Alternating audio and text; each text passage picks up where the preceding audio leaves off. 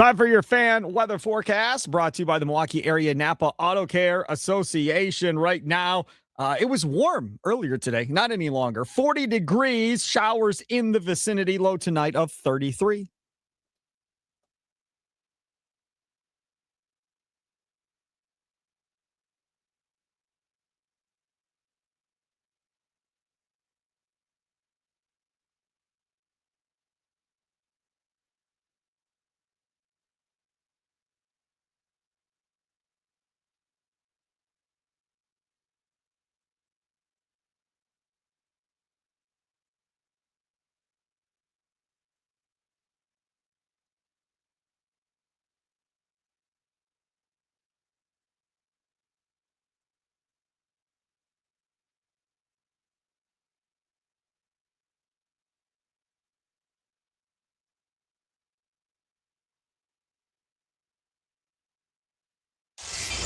Some shows talk about one team. Other shows barely talk sports.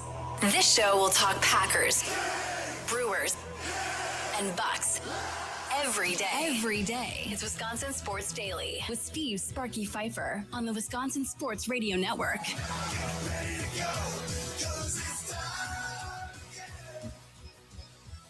Yeehaw! Welcome in to a Tuesday edition. I'm in a good mood, so don't get me in a bad mood. That's all I'm asking. Just let's keep me in anything. I know, especially you of all people.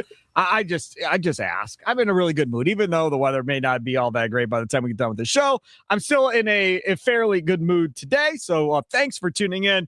Love to have you here on a Tuesday afternoon. Got a couple heavy hitters that are joining us today on the show. Jim Callis, senior writer for MLB Pipeline, been around a long time, and he's going to come on at 3:20. We're going to talk about the Cooper Pratt deal, the extension that he signed, the Colt Emerson deal, another minor leaguer that signed a bigger contract than even Jackson Churio, knowing that Madej is still out there, Mizorowski potentially could still be out there, and talk about what it means for Major League Baseball and maybe small markets in general, as far as, is this the path forward to try and get guys locked up longer so you don't lose them as soon as they can become a free agent. So talking about that, we'll talk to him about these pre-arrangement deals that teams are making with young kids in Venezuela and other parts. The Brewers apparently have one with a 13-year-old for $2 million, I believe. So we'll talk to him about that and get his thoughts there too. So lots to cover with him at 3:20. 4 o'clock, Ryan Wood is at the owners' meetings down in Arizona.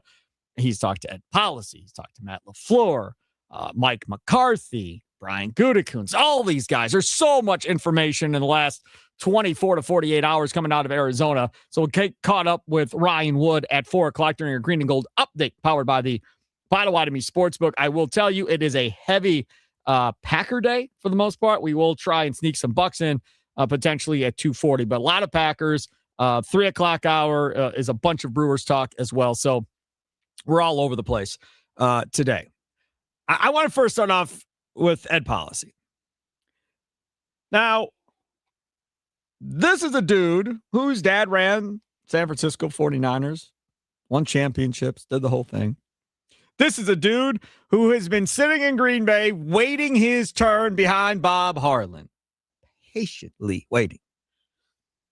And now he has his opportunity. And the first order of business that was brought to our guy, Ed Policy, was, hey, man, what's the deal with the coach and the GM? He's like, hey, I don't really want to have anybody going in a lame duck year necessarily. They both have a couple years left. If we have to do lame duck, I guess we will, but I'd prefer not to with those positions, and we'll see what plays out. Okay, fine. So we play out the season. Season didn't end the way Packer fans wanted it to end. Packer fans were mad at Matt LaFleur. Some wanted Goody gone with them, but a lot wanted Matt LaFleur gone. So a lot of people thought, oh boy, this is it. They may move on. There's potentially some big names that could be out there. Jim Harbaugh could be out there. Not Jim Harbaugh. John Harbaugh could be out there. There's some relevant names out here that have had some success. Mike Tomlin. There could be some names out McCarthy. here. Mike McCarthy. God, could you imagine they would have brought him back?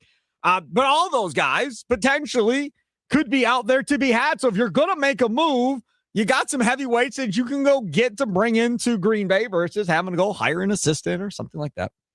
And at the end of the day, Ed Policy and the Packers continue to stay the course. They stay the course with Matt LaFleur. They stay the course with Brian Gutekunst. They stay the course with Russ Ball, who does their contracts. And all is right. Nobody has really talked to Ed Policy since all of these decisions were made until everybody descended onto Arizona to have conversations with everybody, all the main players.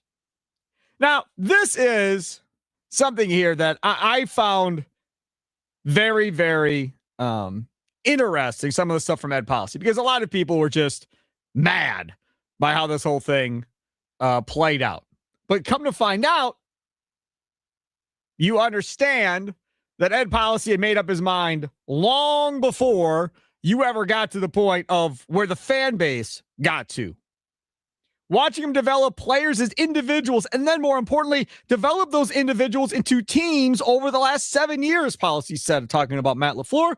I've been very impressed with him in particular at the quarterback position.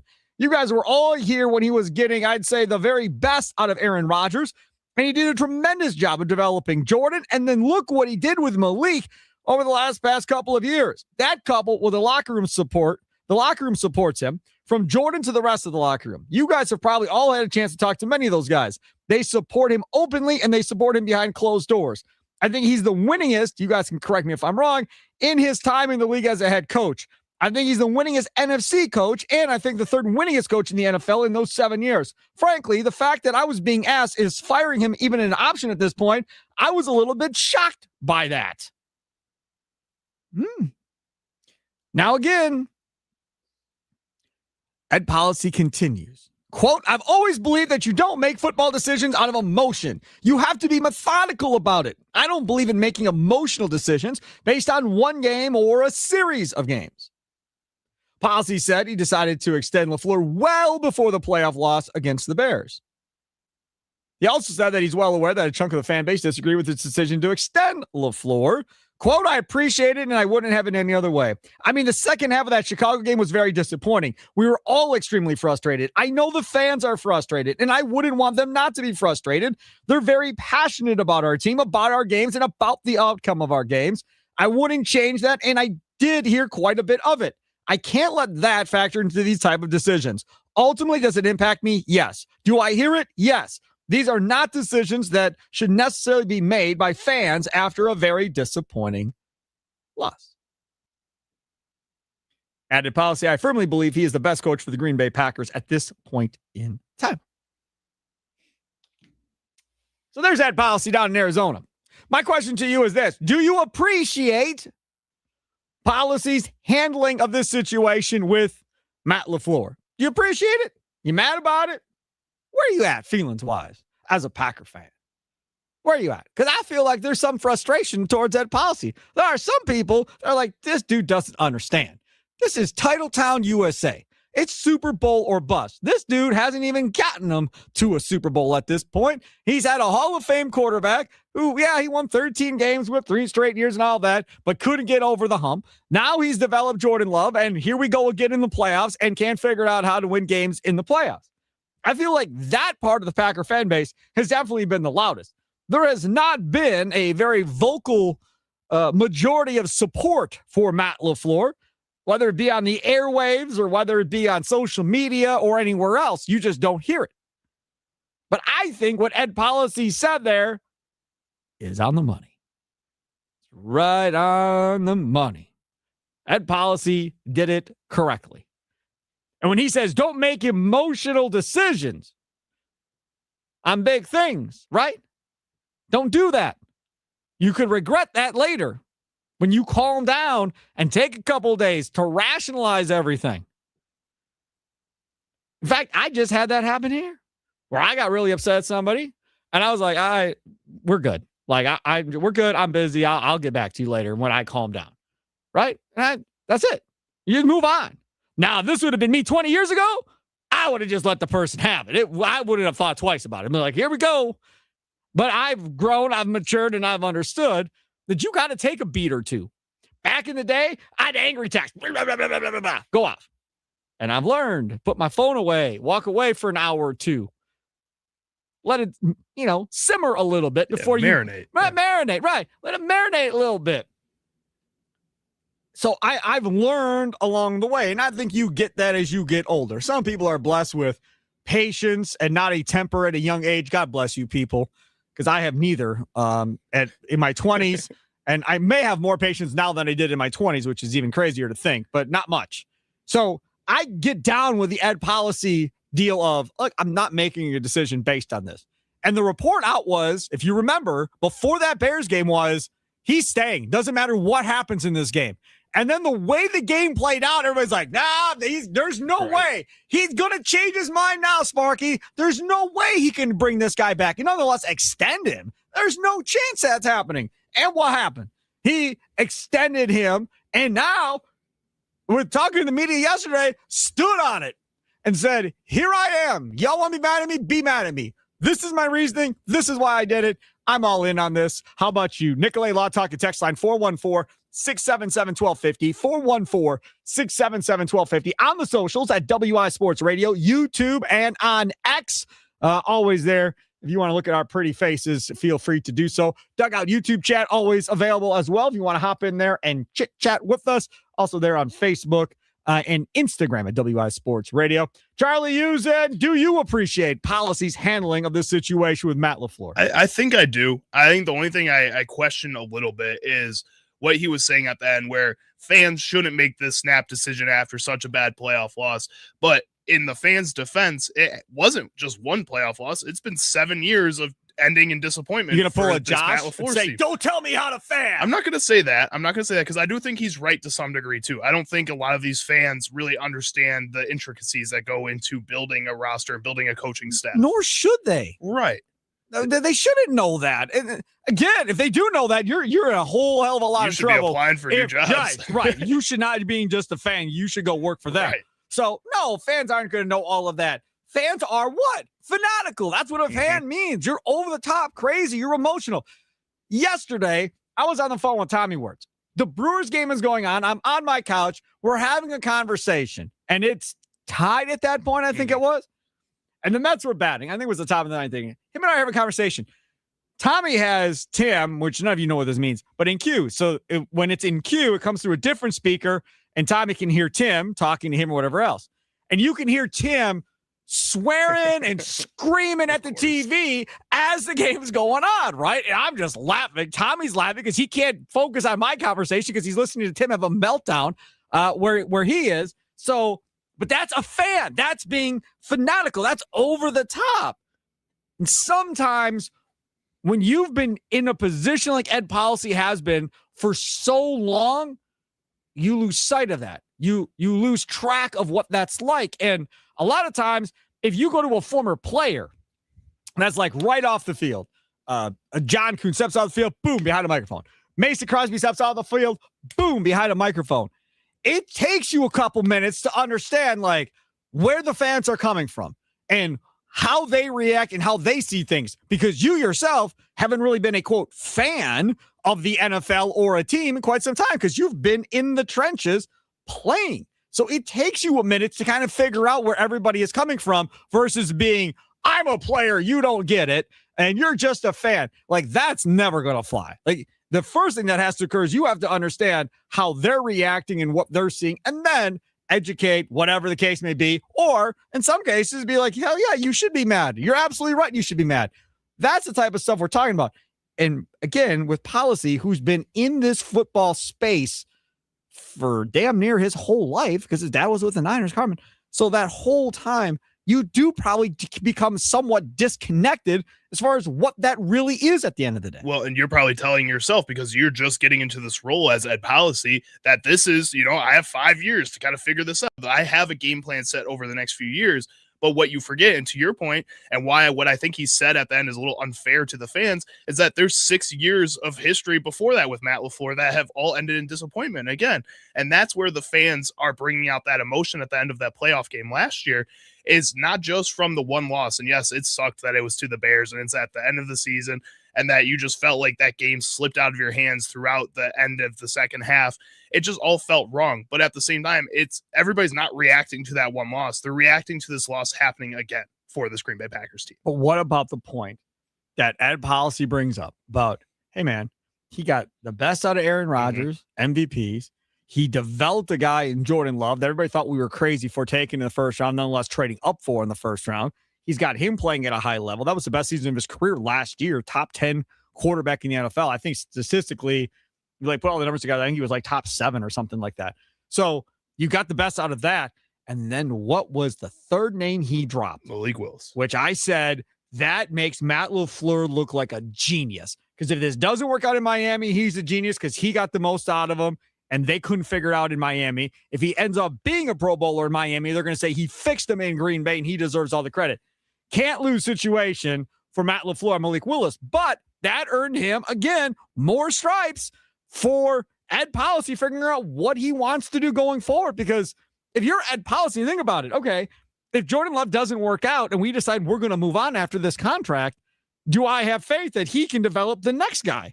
And I think right now, if you're Ed Policy, the answer to that question is absolutely I do. I want him to develop the next guy. 100%. He's not 70. He's not going to be retired by the time Jordan Love is done. He's a young guy. So if I feel like he's our future as far as with Love or after Love, then you roll, because the most important position in football is which position? The quarterback. And if you have a coach that develops that position as good or not better than most in the National Football League, why would you move on from that guy? You're just not going to at the end of the day, Charlie. I think it just feels a little strange that sometimes it feels like he gets that much out of the quarterback position, and then other positions you don't get the same kind of production out of, or if you do, it's a guy with a really low floor that has a lot of room to grow, and that you're seeing these massive jumps from those guys. Yep. But also when you look at where they were drafted and what their base was, yeah, they're going to make massive jumps because they're just getting playing time, if we're being completely honest. And then they level out, and then you get Rasheed Walkers and Elkton Jenkins and all these players that have their ceilings that they're hitting, and he's not helping them break through those ceilings, in my opinion. I don't know. I mean, you bring up Elkton Jenkins. How much does he have to do with the offensive lineman? I mean, when you start talking about where he has a direct correlation to, it's the quarterback room, right? Right, but he's still the head coach and the offensive coordinator. I understand, but I'm just saying, like, if Devontae White doesn't live up to expectations, is it really on Matt LaFleur? If a Keyshawn Nixon falls on his face, is it really on Matt LaFleur? Yes, it's on Matt LaFleur for putting those coaches in place that don't get the most out of him. You could say that, but there's not a direct correlation. Versus if that quarterback doesn't work and that's his deal, then that is solely on him. I don't care if it's Sean Manning's the quarterback coach or whoever the quarterback coach is going forward. That doesn't matter. It's going to be just like McCarthy. Same thing. If the offense doesn't go in Dallas and they struggle to score points, that's going to be on Mike McCarthy. In Pittsburgh, they got to figure out who the future quarterback is. Now, there's an article about Pro Football Talk talking about how McCarthy and Aaron Rodgers are talking every couple of days and yada, yada. Okay, fine. So regardless, let's say it's Aaron Rodgers. McCarthy is getting hired to develop the next guy like he developed Aaron Rodgers and like he got the most out of Dak Prescott. He now is going to be chored with trying to develop another quarterback. That's why he's getting hired. That's why he's always going to have an opportunity to have a job in this league. Right. And I get that. But I guess what I'm saying is with Matt LaFleur, because he runs the offense, because he's the guy doing the game planning. And I think the two offensive linemen just came to my mind because that's where I go to first. But you look at the wide receiver room too, where you have guys that show they can have that type of jump, and then they don't get to that point. You see that in Jaden Reed. You see that in a Dontavian Wicks. Even if you go to the tight end room with Luke Musgrave at points, you see that type of where the spurts where they look like these guys who can break through that ceiling that I was talking about earlier. And it just isn't happening with a lot of these other positions. So, yes, he doesn't have a direct hand in how the offensive line plays all the time. But I think the fact that you're seeing so much development at one position and then you're seeing it start at other positions but then fade out is a problem to me when you're the guy making the playbook, when you're the guy trying to get these guys involved at the end of the day. Yeah, I mean, at the end of the day, like you said, he's in charge of that offense for sure. And it comes back to him. Do you appreciate Ed Policy's handling of the situation of extending Matt LaFleur? Nicolay Law talking text line 414-677-1250. Ziggy on the 262 says, I appreciate the honesty from Ed. Fans are way too emotional, and he basically called us all out from the 715. I believe after taking a step back, that bringing LaFleur back was the right move. Snap judgment after losing 3 of your top 6 players at the end of the season made the year look like a failure. Roster construction continues to be the biggest issue. Well, that dude got extended too now. He got extended too, right? Mm-hmm. Brian Gutekunst's got that same extension at the same time as Matt LaFleur. And again, these guys are package deals so far with them. So yes, as long as the roster construction, you can blame that on Brian Gutekunst. But to my point before, who's the guy that's supposed to be getting the most out of these players and isn't at points? Correct. Got some breaking news here as well. Doc Rivers going into the Basketball Hall of Fame along with Amari Stoudemire, Candace Parker, and Gonzaga's Mark Few. So Stoudemire, Doc Rivers, Candace Parker, and Mark Few to headline the 2026 Basketball Hall of Fame class. Need to get Marcus Johnson into that Hall of Fame. Rivers, obviously, player and coach, winning that championship in 2008 with the Celtics, getting back in 2010, probably all helped it as well. Again, this is basketball, right? So people get confused, like, oh, this is the NBA. No, it's not. It's not the NBA Hall of Fame. There's like whole teams from all different eras and genres and everything else that are in this Hall of Fame, right? So it's everything that goes in, not just, oh, you're going in as an announcer, or, oh, you're going in. No, you just go in. So Doc Rivers gets credit, obviously, for more than a decade as an NBA player. Made the All-Star game in 1988. But it says he'll be inducted for his accomplishments as a coach. And that's why he goes in for what he did with Boston. The problem with this is when you say Doc Rivers to a majority of this country, there's not a lot of positive feedback that you get. There's not positive feedback in Philadelphia. There's not positive feedback with the Clipper fan base. And there's definitely not positive feedback with the Bucks fan base. The only fan base that gets positive feedback is the Boston Celtics fan base. That's it. Well, but when you talk about the grand scheme of the NBA, the one that matters the most is the Boston Celtics fan base and their praise of this type of guy. The NBA loves that. Basketball loves the Boston Celtics. What I think is really cool about the Basketball Hall of Fame is they're really good at getting like people in that were important to moments, not just having whole careers of success, but they're really good at pinpointing a moment, saying that deserves to be Hall of Fame worthy, and you get in. So like guys like Yao Ming, the equivalent of him in the NFL would probably not make the NFL Hall of Fame, but Yao Ming gets into the NBA or the Basketball Hall of Fame because he had such an impact on the game, not only here, but in China. I don't know. I think it's cool that Doc Rivers is getting this type of nod, especially since he did have such a long period of success as a coach before he started getting this type of criticism. Yeah, no question. And the other part about this too, that I always struggle with is when we start talking about Hall of Fame classes, whether it be the NFL, Major League Baseball, or this for basketball. I'm a big believer of if you're watching somebody play, Luka, Joker, Giannis, you're watching, you're like, Hall of Famer. Right. Yeah, easy. Hall of Famer. Larry Stoudemire was good. Hall of Famer? I don't know. Yeah, but kind of what I mentioned before, along with like the Yao Ming style, he was part of an offense that completely changed the game of basketball, if we're being completely honest. Him and that Suns team made it a more modern style, more fast-paced offense that I think is really important to, again, the modern day of NBA basketball.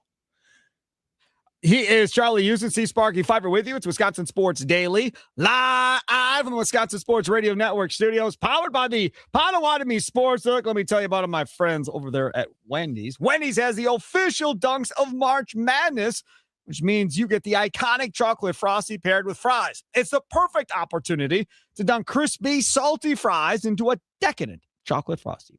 It gets even better because when you order from the official Dunks menu, you'll automatically be entered for a chance to win a variety of prizes during March Madness. Order from the official Dunks menu today. Download the Wendy's app for the official Dunks menu for a chance to win big this March Madness. Have you had the Thin Mints Frosty Fusion? I've had like their Thin Mints one that they've had in the past. I haven't had this year's version yet. There's a lot of cookie in it. Okay. There is a lot of cookie in it. There's a lot of cookie in it for sure. So if you literally really like the cookies, I think you're in. Can I tell you a brief story? Sure. If you don't mind, concerning Girl Scout cookies. Sure. We were on the way home Saturday night, and the 3-year-old, I gotta go to the bathroom. Can't you just, no, I gotta go. And she's like hopping up and down her seat in the back. I was like, oh, fine. So pull over to Pick and Save. We go inside Pick and Save.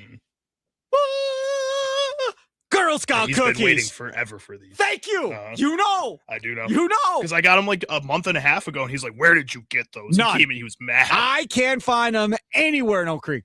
So I'm like, we walk in, there they are. There's like 3 moms and a bunch of girls. I was like, do not go anywhere. I have to take her to the bathroom. I will be right back. Right? Pointing my finger. Oh, just stay right there. So I go. Finally, long story. There was a person in the stall forever waiting. Finally, that person leaves. We get in there. She does her thing. We come back up front. I may have bought like 9 boxes, 8 or 9 boxes, something like that. I spent like over $50. Well, they got a lot of Girl new Scout ones cookies too. That like I think they were called Adventurefuls. I've never had before. The caramel, salted caramel one. Yeah, I got a box of those. I have not opened it yet, but I got a box of them. I think I ate the whole box. I think Beth, my girlfriend, had 2. Yes, yeah. Right. So I got a ton of them. I get home, and Kay goes, "Oh, what is this?" Blah, blah, blah. I was like, she's like, you could get these at like Meijer for like $3. Now, listen, I will say this. I love these Meijer brand cookies that they have that are like chocolate peanut butter. They're like the chocolate peanut butter ones for Girl Scout cookies. Peanut butter patties, yeah. Right. And they're like $3 in Meijer, and they're delicious. They're not Girl Scout. They're not the same. And I told her that. I said, I understand. Like, I love those. And yes, like, I'm not a big dessert guy or nothing like that, whatever, but I love chocolate. Like, that's my go. So whether it's Little Debbie snacks or whether it's Girl Scout cookies or cookies in general, I like it. And she even admitted, yes, but she's salty because they raised the prices. I'm like, everything's prices are getting raised. Right. This isn't just the Girl Scouts. Like, everything is up. Everything is more expensive, right? So, yeah, I just had to share that. I brought up the Thin Mints thing. I'm glad you found them. I'm glad you found them. Oh, man. She's like, and the moms, because I was telling the moms, like, man, where y'all been? I can't find you anywhere because I got a kid in Cub Scouts.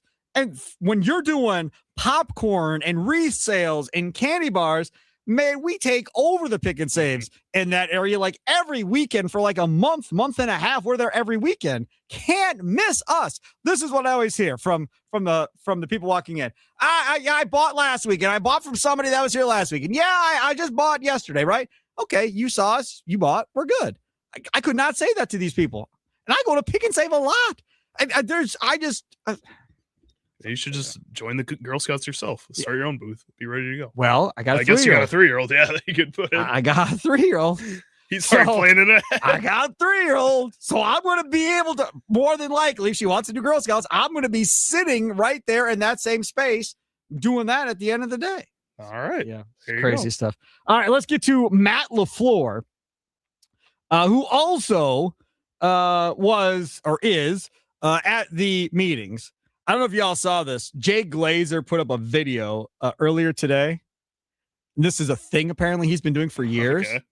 Day drinking with NFL head coaches. Oh. Dude, and he's got video, and they're like by a pool at a resort or something, and like all these coaches are sitting around with beverages in their hands around like several tables, shorts, t-shirts, drinking, all talking to one another, having a good old time day drinking with Jay Glazer. That sounds like a good time to me. I'd hop in on that easy if I'm down there. Might as well. Yeah, I mean, it looked fun. It definitely looked like it was a good time. But to be just like, I don't have to be next to them. Like, can I just be like a chair in a row behind where they were all talking? Can you imagine the conversations, Charlie? I'm surprised that you would hear from NFL coaches talking to each other. But now I'm going to throw alcohol into this, and now let's see what happens. Like, give Matt LaFleur whatever he likes. Give Ben Johnson whatever he likes, and let's see what happens. Start a fist fight just immediately. Let's just see what happens. They should do that instead of just the conversation. Just turn into a fight club. Get the head coaches to duke it out. We don't want fighting. Why not? No. Why don't we want fighting? No. You ever see those videos that what is it? Where they do an interview and the people are eating like super hot wings or whatever else. You know what I'm talking Hot about? ones, yeah. Right. You could do the same thing, except have them doing shots as they're doing interviews with famous people. Let's see where it goes. I love talking about like pop culture stuff with you because you just have no idea. No clue. I'm surprised you even knew the concept of that show. No clue whatsoever. All right, we're gonna talk about Matt LaFleur because Ryan Wood brought up an interesting point to Matt LaFleur about Jordan Love versus Malik Willis in regards to running, and if seeing what happened with Malik Willis may change LaFleur's mind on how to use Jordan Love. We'll discuss that straight ahead. Wisconsin Sports Daily, live from the Wisconsin Sports Radio Network studios, powered by the Potawatomi Sportsbook. Sparky here.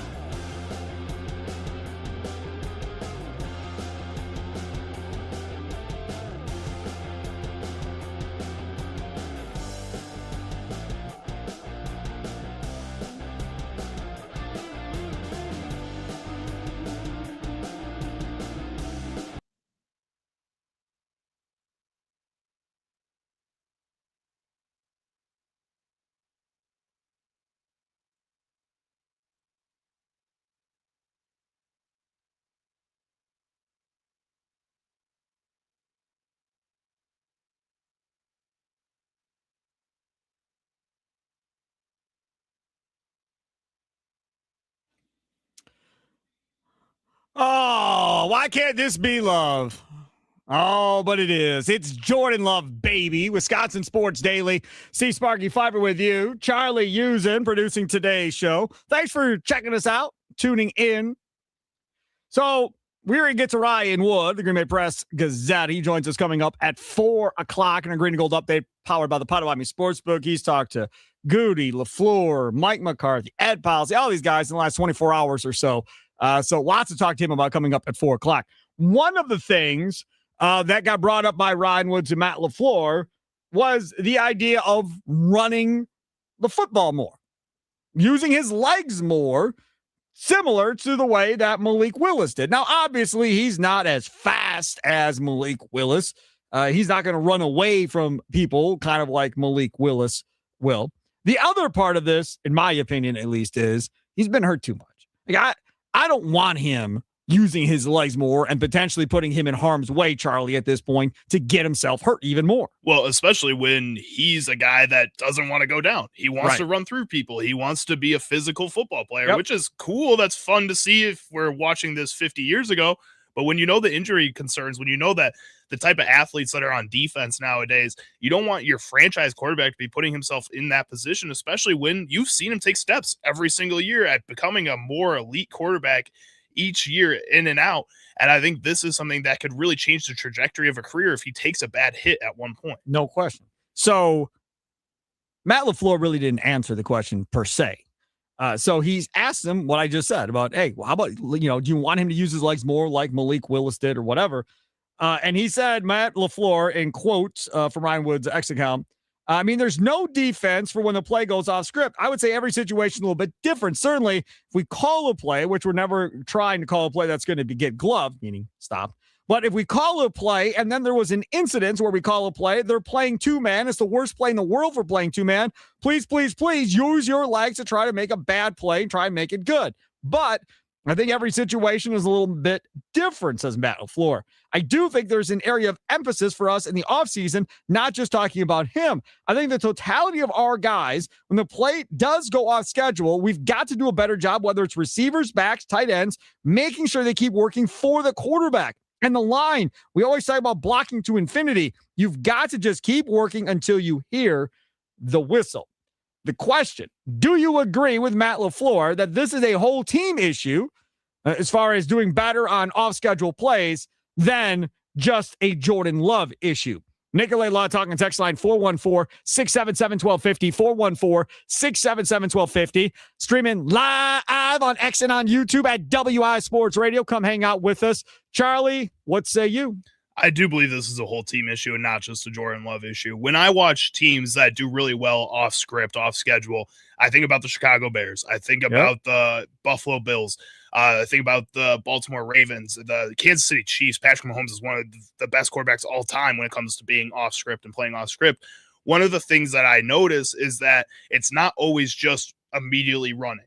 When you have Malik Willis back there, and I saw this at the end of the season last year with this Packers team, is that he wasn't able to move around in the pocket as much as his leg. He just was able to take off when he needed to, which is just one of his skill sets. That's not something to really do with the. But they also had plays design runs for Malik Willis too, which they'll never do with Jordan Love like that. But I'm talking about like pocket passes where you would normally see a Patrick Mahomes or Caleb Williams be able to roll out to the left a little bit and recreate that pocket somewhere else behind the line of scrimmage. You don't see the Green Bay Packers doing that. And part of the reason the Bears are able to do that, part of the reason the Chiefs are able to do that is because their wide receivers are always going with their quarterback, because their offensive line can feel that type of shift and feel the defensive line start moving some way and try to at least put themselves in front to give Caleb Williams that little bit of time. I don't see that with this Green Bay Packers team nearly as often as I feel like I should in modern NFL style offenses. And that's something that bothers me a little bit. And as much as I'd like Jordan Love to be able to do that, and that was one of the things that a lot of people were getting on him last season, is that he would take those hits right before he would throw the ball and just kind of sit in the pocket. And he's really good at keeping calm there. But you need to be able to have active feet and get out of those situations so you don't get hit every single time. So let me ask you this. When you hear, because I mean, obviously you played in college, when you hear the whole block to infinity and that type of deal, easier said than done? Oh, 100%. Usually it's, if you can block for 3 seconds, that's a really good rep. If you can stay in front of a guy as an offensive lineman, 5-6 seconds, like it used to be for Aaron Rodgers. That's all pro type stuff, and that's why David Bakhtiari got that type of hype. That's why Josh Sitton got that type of hype. But that's what they had to do for Aaron Rodgers, because he'd hold on that ball forever. Right, but he also was really good at moving the pocket and getting out and making the defense play to his advantages, which is something that I just don't feel like Jordan Love is doing right now. I think Jordan Love takes advantage of some of the things the defenses give him, but he doesn't give himself those advantages sometimes. I think that's absolutely fair. And part of this, I think, does come down to coaching as well. Now, I don't know how much they practice off-script plays. I don't know how you would even practice an off-script play necessarily, because if you're like, okay, play busted, now do something. I mean, it busted, and now you're just kind of faking it at that point. So I don't even really know if there is a way to even rep that at this point, Charlie. I think that you can to some degree and simulate that type of pressure during a practice for at least the quarterback to get used to. And I think that's the biggest key here, is that you have to get Jordan Love to start doing that stuff to get the rest of the guys to start doing that stuff. So if you were to say, hey, right tackle, take a knee for this rep and let the end come upfield and have Jordan Love roll out left and see what happens, then you can say, okay, now the rest of the offensive line, how do you react to that when you see your defensive end move? But that's got to be and not tell everybody else that it's about to happen, because you can't tell Jordan Love it's about to happen. You can't tell the offensive lineman it's about to happen. You got to find one guy that you're going to say is going to take a fall and then see what happens. Coaches do that. I've had that happen in high school and college, and I'm sure it happens in the NFL when you need to practice this type of stuff. I think when we listen to Matt LaFleur sometimes talk about the practice plans, it feels a little light occasionally. And I hear Ben Johnson and Kevin Byard talking about Ben Johnson's spring or preseason practices and how they were just going 100 miles per hour all the time. And it felt like I didn't hear that same thing coming out of the Packers camp or going into the regular season. I know you want to be more careful, but it also just felt like you're not getting into these situational type practices as much as they should. And that is a coaching thing. Now, we heard Matt LaFleur talk about wanting to, tear it down and start over with this offense and so forth. But once again, you brought in a guy that was a head coach to be your defensive coordinator. Not that he was a great head coach, because they didn't win a whole bunch in Arizona, but it was still a guy that knew how to run a training camp, that knew how to get ready for different preseason games, that he had his philosophy of how to get guys days off during the season versus when to, push their buttons to get them going a little bit during the season. So that is a fresh voice that if Matt LaFleur chooses to listen to, maybe it changes up things a little bit for training camp. Mike LaFleur already came out down there at the owners' meetings and saying they're going to scrimmage the Packers in preseason. That's going to be a thing. They're going to scrimmage each other. They don't know the week yet that they're going to do it, but that is the plan going forward. So we'll see how much influence Gannon has on day-to-day stuff outside of just defense. It's going to be interesting at the same time that I'm excited about Gannon maybe having some kind of influence in the way that this team is run. I also still get worried that the rest of that offensive coaching staff is almost exactly the same. And I always say this about Luke Getsy. He held Justin Fields back. And you saw that for the second half of the season. Luke Getsy was not the play caller for that team. And Justin Fields was able to be more creative and get out of the pocket and create plays for himself. When you have that same type of coach in this room and you see them running a lot of the same type of screen passes that I saw in Chicago last year, a lot of these same type of short yardage plays in order to get your guys out in open field, that's nice. But when you don't have those top tier playmakers, and this Green Bay Packers team at the end of the season last year did not always have those top tier playmakers on the field, that type of offense doesn't work.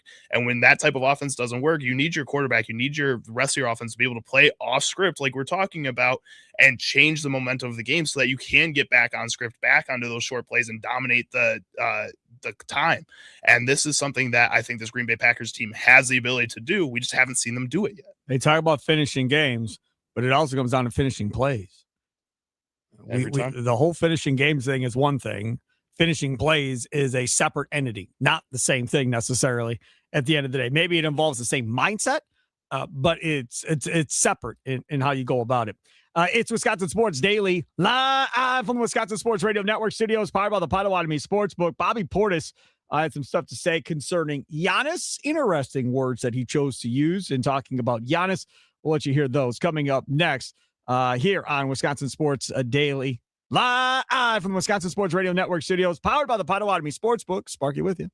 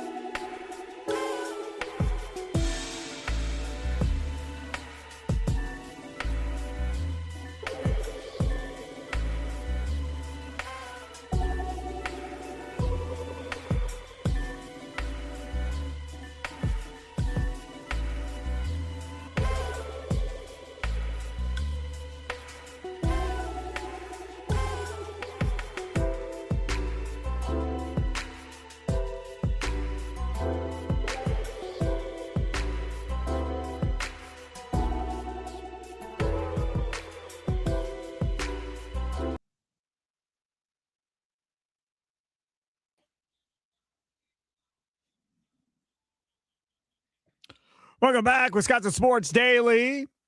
Sparky with you. Charlie Houston producing. Potawatomi Sportsbook, 2,000 square foot center screen, 30 different sporting events at one time, 2 levels of seating. All kinds of seating options. Got those high top tables, got gigantic booths that can fit like 8 people in them. Got like the single, like big old recliner chairs that you can sit in as well. Got the Potawatomi Sportsbook kitchen, full menu there, all day brunch, homemade pastries and desserts each and every day at the Potawatomi Casino Hotel. 48 beers on tap, dozen different specialty cocktails. Check it out today. Reserve your seat ahead of time by going to Potawatomi.com. What other place would you rather watch a sporting event in? I ask you, there is nowhere better. I promise you, nowhere better in the Midwest to watch this right now than the Potawatomi Sportsbook. Plus, they got shuttles to and from Brewers games as well. Game 2 tonight between Milwaukee and Tampa Bay. So if you don't want to deal with parking prices or being stuck in a parking lot or whatever the case may be, free parking over there at the Potawatomi Sportsbook. And you got to make a purchase inside the Potawatomi Sportsbook kitchen area right there. Ask for your bracelet or whatever they give you to get on the shuttle, and off you go on the shuttle, and your car is protected from, like, if it's been raining and thunderstorms or whatever tonight in the area, it's completely protected inside their parking garage, which again is for free, I tell you. And then you make a wager or two there on maybe the Brewers game tonight before you head on over there and see what you got. I think that's the perfect plan, Charlie. There's not much better plans. You can go watch the Brewers, take the shuttle. You can start putting stuff out on college basketball. There's lots of options, man. Yes, lots of options indeed. I wanted to get to the Bobby Portis segment. And, of course, day 2 now. Day 2, we've had it in this segment. And for the second consecutive day, we are not going to get to the Bobby Portis segment. Well, we had some technical difficulties. Ed's fault. I don't bring that stuff up on the air and throw guys under the bus, Charlie. We don't do that. You do sometimes. That's a lot. Only if it involves a person or two. But I try not to do it to him. I like him a lot. Coming up in the 3 o'clock hour, and we're going to talk about the Crew. Got a bunch of injury updates coming out on the Milwaukee Brewers. And Charlie discovered in this last break the roster for the different affiliates for the Milwaukee Brewers, including the Wisconsin Timber Rattlers in Appleton.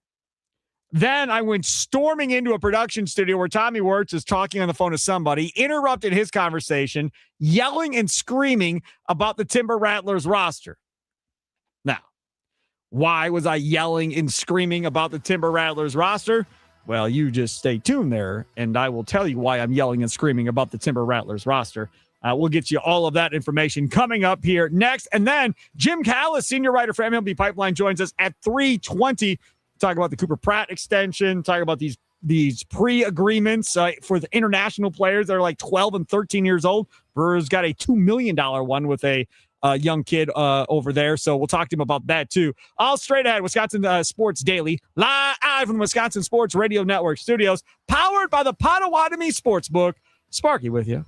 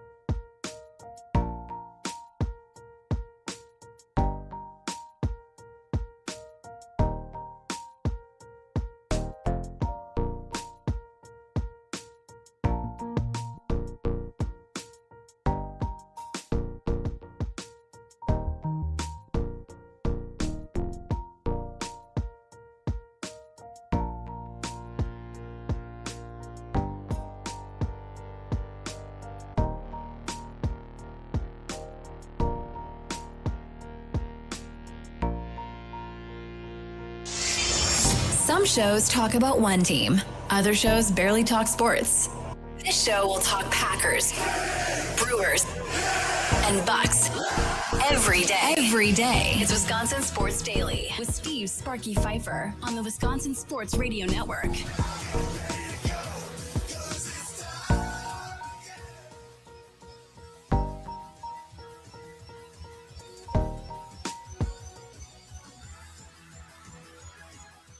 We are broadcasting live from the Wisconsin Sports Radio Network studios, powered by the Potawatomi Sportsbook. Charlie Hughes producing today. Coming up, Jim Callis, senior writer for MLB Pipeline, will join us coming up here in about 18 minutes. Looking forward to chatting with him about Cooper Pratt's long-term deal and, where we're going here, because you had another long-term deal done with another minor leaguer earlier today that has not played any games in Major League Baseball like Cooper Pratt. We saw that with Jackson Chourio. We saw it with two White Sox prospects previously. Now, this was a while back, Eloy Jimenez and Luis Robert Jr. Now, both of those, I'm not quite sure if that panned out the way they wanted them to pan out as far as getting to the promised land with those guys with the White Sox. But they were kind of out in front before everybody else was on that. So we got his thoughts on that, on these international pre-agreements that the Brewers are involved in doing, as well as everybody else. Plus, Charlie Sounds of the Day comes up at 3:40. Right now, it is 3 o'clock, which means only really one thing. It's time to talk about the crew. It's Wisconsin Sports Daily on the Wisconsin Sports Radio Network.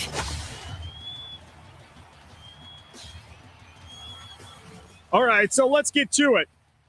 So injury report first for the Milwaukee Brewers. And then after we get through that, we'll talk about this Timber Rattlers lineup that is out there. This comes from the Brewers. I don't know where you want to start, so we'll just go down the list. Akil Baddoo being treated for his injury, a quad strain, estimated return June of 2026. So he is not going to be around in April or May.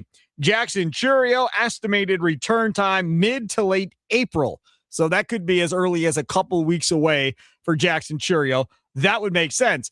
They signed Matos, according to Matt Arnold, because they lost the right-handed bats of Andrew Vaughn and Jackson Chourio. So for the time being, this gives Matos a runway to get in there, show what he can do for a couple weeks. I'm not sure you can fix anybody that quickly, but regardless, this gives him an opportunity to show if he can play there in the outfield. And again, young guy, 24 years old. And I love Matt Arnold going, hey, Milwaukee, baby, the land of opportunity. I love him dropping that line. You could have T-shirts made that say that. I'm all about that, Charlie. I am too. I think I look at a move like this for Matos. It kind of feels like a couple years ago when they gave Dallas Keuchel a shot in the starting rotation, just a guy that had shown in the past that he has that type of ceiling to be a star player. He was old. He was old. It was the opposite. So he had already been a Cy Young before in his career. So you were going off of resume versus off of potential like you are with Matos. But it's the same kind of deal where you have a ton of injuries. You have an open spot. You don't really want to waste any of these options on some of the younger guys that you have. So might as well give an opportunity to a guy who's been in the league for a little bit, that has a ceiling that is there, and that maybe they can go and prove themselves. And if they don't, it's fine. Whatever. We move on from them. And clearly you don't want to play Yelich in the outfield. No. I mean, that's clear as day. Well, I don't want to either. I've been saying, like, again, keep him as healthy as possible. The fact that they gave him an off day on the third day was telling me that is their plan for the majority of the season. Correct. Logan Henderson scheduled for 4 to 5 ups in Nashville tonight on a rehab start there. So essentially 4 to 5 innings, it looks like, for Logan Henderson. We'll see where that goes from there. Quinn Priester right now currently estimating early rehab assignment in early April to start the build-up for him. So I'm guessing it just doesn't say when they think he'll be back, just when the rehab assignment will begin. So I would guess probably sometime end of April, early May would be my guess if he's on a rehab assignment in early April. Andrew Vaughn underwent surgery on his hamate removal, or the hook of the hamate removal. Initiate post-op rehab is today. Estimated return mid-May. So that's another 6 weeks away from him playing. Craig Yoho, another guy that's out. First bullpen scheduled coming up for April 2nd. Projected return mid to late April. And then Rob Z in Nashville tonight on a rehab assignment for him. 1 inning or a 25 pitch limit. Doesn't sound like anything too bad. I think you're getting a lot of these guys back around the same time. April 1st is tomorrow, so that feels a lot closer than it sounds. Yeah. I think you're getting there. This is good news for this Brewers team, seeing all these guys get into the rehab starts or say that they're going to come back by the end of the month, early next month. Correct. The Brewers game last night, I don't want to throw announcers under the bus, but literally when it happened and I was in my car and I heard him do it, I was like, oh, please, God, don't do that. There's an error committed by Tampa Bay that allowed a runner on base, right? So now you've got an opportunity to do something here. And again, no Jeff Levering last night. So it's Mauer and Grindle. And they start talking about, well, I mean, you know what happens. You know, if somebody leaves a sliver of an opening against the Brewers normally will make them pay. Next two hitters get out. They don't score any runs. I was like, man, please, can we not do that? Please, baseball gods don't like being told how things are going to work. Just please. And I know, I don't believe in that stuff. Just like, when there's a no-hitter and you're not supposed to talk about it. And then guys, I'm going to talk about it anyhow. And then if it goes sideways and all the fans get upset at them. When they said that, I literally went, oh my God, after they said it. And then the next two guys get out and I was like, and here we go. I am so superstitious about stuff like that when it comes to baseball. I wouldn't say I'm as superstitious about that. I think it's always a funny coincidence whenever that happens. I know Sparky hates it. Hate it. I just think that in moments like that, for this Milwaukee Brewers team, it always feels like it goes in the way of the announcer's jinx, especially over the past couple of years that we just haven't been able to see the Brewers take advantage of those moments. But also it's late in games when you have these close scores, low scoring games, and it just feels like the Brewers almost try too hard to do what they do best. And then they don't get the ball in the air enough, or if it does get in the air, it's not with a lot of velocity. Like, it just doesn't feel like they play with that same type of aggression that we saw earlier in the beginning of the season with the White Sox in that first series this past weekend. It's that they get almost conservative, that they just want to make sure they can do their Brewers things over and over again. And the moment that they stop being allowed to do their Brewers things, they almost freak out and tighten up a little bit. Correct. And last night, the Brewers get in a situation where they come all the way back to take the lead. And then give it right back because of Aaron Ashby. And then McGill comes in there in the ninth inning and gives up the lead run, and the Brewers weren't able to do anything with it at the end of the day, which obviously isn't ideal, but nobody thought they were going to win all the games and so forth. But the news of the day yesterday was the Cooper Pratt extension. And again, 8 years, $51 million, somewhere in that range. That's a pretty big number for a guy that's never played and is not coming off of a great season last year at Biloxi. And Pat Murphy talked about it. You're asking me a question about Cooper Pratt. What's not to like? I mean, aptitude. He's a baseball player. He's a good baseball player. He's got a ways to go. He's got to develop. Great human, worker. Hope I'm around when he gets to the big ones. So this is the thing. When you listen to Pat Murphy talk, and this is something that I've realized now here the last month or so, because when people get excited about Andrew Fisher, Pat Murphy is the first to dampen everybody's hopes. He's got a lot of things to learn. Yeah, he looks good now. A lot of things to learn. Dampen expectations. This Cooper Pratt thing, the whole thing of, I hope I'm here kind of when he comes up. Hey, man, they ain't paying that cat $6 million to sit at AAA for 5 years. Like, there's no chance. How are you not going to be the manager when Cooper Pratt comes up? That type of stuff. It's like, come on. He's coming up. Now, whether he comes up in April, May, June, July, he is going to be on the major league roster at some point this year if and when this deal officially gets announced. Like, there's no way he's not playing on this roster all year. I don't know if I 100% agree with you. Oh, there's no chance. I think he comes up next year for sure. I think he's an opening day guy next year, but I'm not guaranteeing that he comes up to this roster. They're only paying him a couple $1 million less than when they're paying Churio. They threw Churio out there in opening day and said, go get it, kid. I know, but Churio was Churio. We talked about this yesterday. He's the number one prospect in baseball. Yep. Like Cooper Pratt has gotten jumped by a couple other guys in his own prospect group with this Milwaukee Brewers team. You've seen other guys get more push from the media. Maybe it's because they're in the World Baseball Classic like Andrew Fisher, or maybe it's because Jesus Medea is just flying up the boards.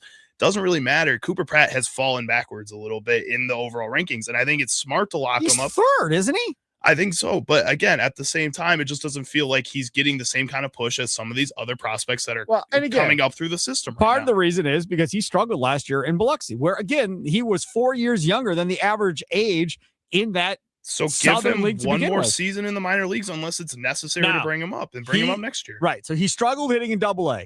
Where's he starting the season? AAA. Okay. Now, let's talk about the Timber Rattlers real quick here, because I'm telling you, tomorrow they're going to have somebody on from the Timber Rattlers. I'm forgetting who it was, but they're having somebody on from the Timber Rattlers tomorrow morning, I believe, in the 7 o'clock hour, I think, on Inside Wisconsin Sports with Josh and Trevor. But I want you to go over this Timber Rattlers lineup. First of all, if you live in the area of Appleton, or you're within an hour to 2 hours of Appleton, buy tickets, especially early on, because there's no guarantee how long these guys are going to be there that are starting there. But this roster is crazy. Go. So we got Eric Batanti, first baseman that hit a moonshot in spring training a couple weeks ago. Andrew Fisher is starting the season at single A. What are we doing? Really strange. Again, I'm all about the success for the Timber Rattlers and selling tickets and all. I'm all about that. But this is nonsense. You just watched what he did at the World Baseball Classic, and you're starting the dude at Wisconsin, and it's cold. Like, that's another reason I'm against this. Anybody that you think has a chance to move quickly, why are we starting him in cold weather for? Start him at AA in Biloxi and give him a chance to play in some decent weather to start off the season, and then see if he handles it. And then if he doesn't handle it and you have to move him back, fine. But well, and I keep saying this with Fisher too. It just doesn't feel like he needs it. He has the college experience behind him. He has minor league type baseball behind him. Like, you can push him up a little bit.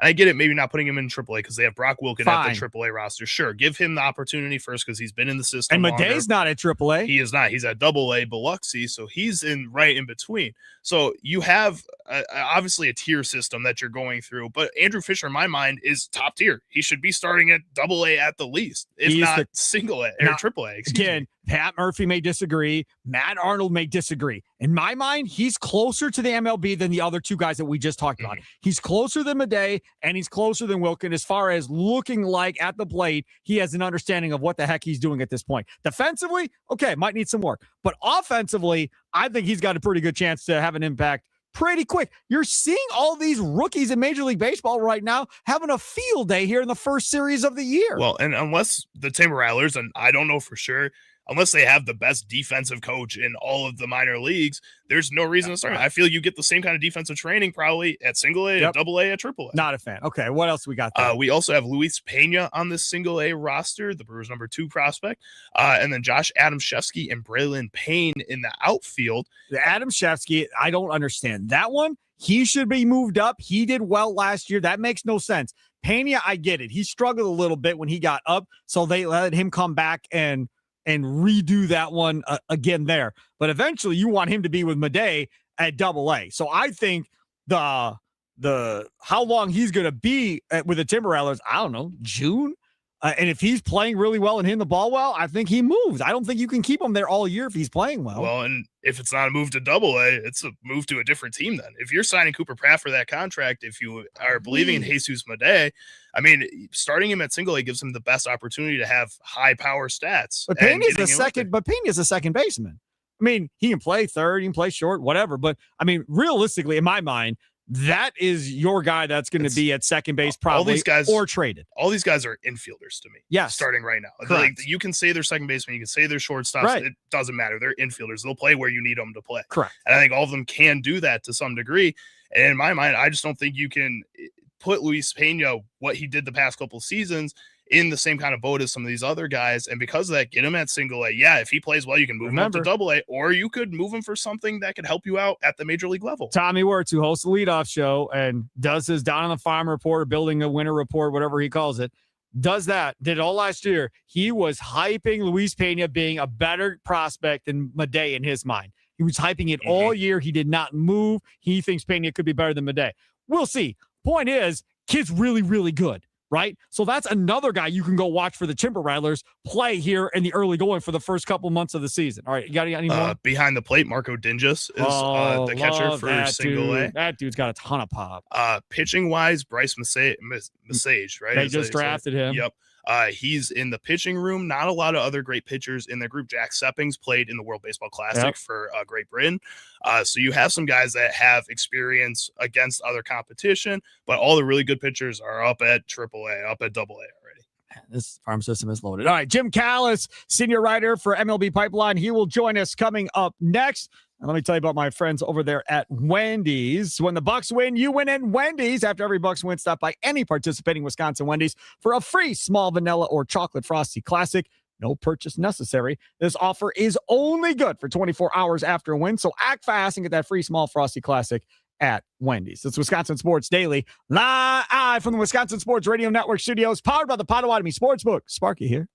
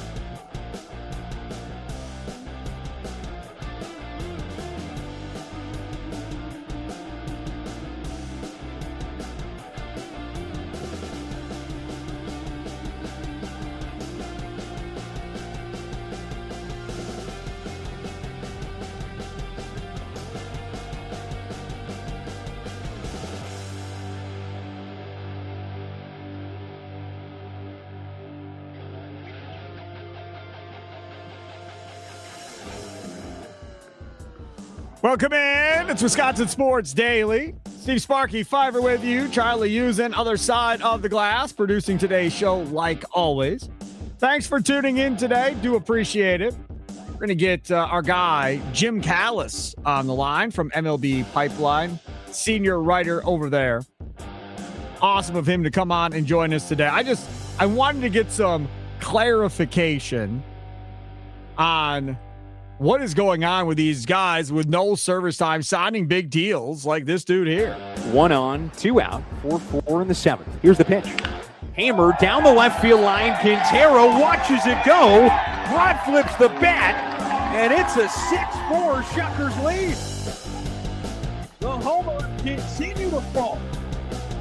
How about our guy, Cooper Pratt, with a home run there. And again, now he gets an extension, highlight courtesy of Biloxi Shuckers Radio. And again, Pratt didn't have a great year necessarily at AA from an average perspective or whatever, but he gets 6 years, which to be around 50 or 8 years, around $51 million. Talk more about that. Joining us now on the guest hotline, powered by Gruber Law, one call, that's all. He is Jim Callis, senior writer for MLB Pipeline. Follow him on X at Jim Callis MLB. Jim, thanks for coming on. Were you surprised by the deal for Pratt? No, I mean, it still make a lot of sense for both sides. I mean, they kind of give both sides some security. I mean, from Cooper Pratt's side, like, yeah, if you become a real good big leaguer, you're leaving money on the table because, the first 3 years of your career, you're not going to make much. Then you have arbitration. And I want to say he gives up 2 years of free agency, right? It's an 8-year deal. And I think there's 2 options on top of that for $15 million each. And if he becomes not even an all-star, if he becomes, just say, a good, solid regular on a contending team, then he probably left money on the table. But the flip side is, you're Cooper Pratt, and now you're guaranteed, $50.75 million? Like, you're set for life. It doesn't mean these guys stop competing or caring, but regardless, he's set for life. And even if they pick up the options and it's a good deal for the Brewers, then okay, then we're up in that to $80.75 million. From the team standpoint, it makes a ton of sense for a couple reasons. One, essentially, if he's looking at it, if you're trying to quantify what players are worth, I think if you look at wins above replacement, it's $8 to $10 million for per win above replacement.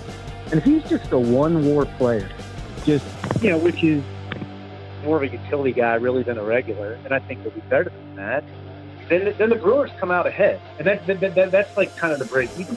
And if he's better than that, which he projects to be, then you're saving money what it would cost you. You have cost certainty. The Brewers, who I think do as good a job as anybody of contending with, a lot less resources than the Mets or the Dodgers or the Yankees or whoever, you know exactly what you have, cost certainty, so you can keep him around. You don't have to worry about, losing him.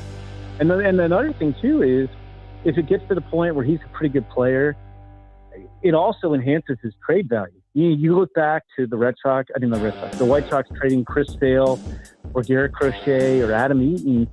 If he becomes a good player and you have him signed to what is a below market deal because he's, basically taking, security over maximizing his value year to year, it just enhances his value. So it's kind of a win-win situation. And, the thing is, when you do these deals, you're not going to hit on every deal, but the ones you hit on will pay for the ones you don't, more than pay for it. So, because even, we talked about what Churio get, 87 million? Yeah, 80. Yep. I can't remember how many years did he get?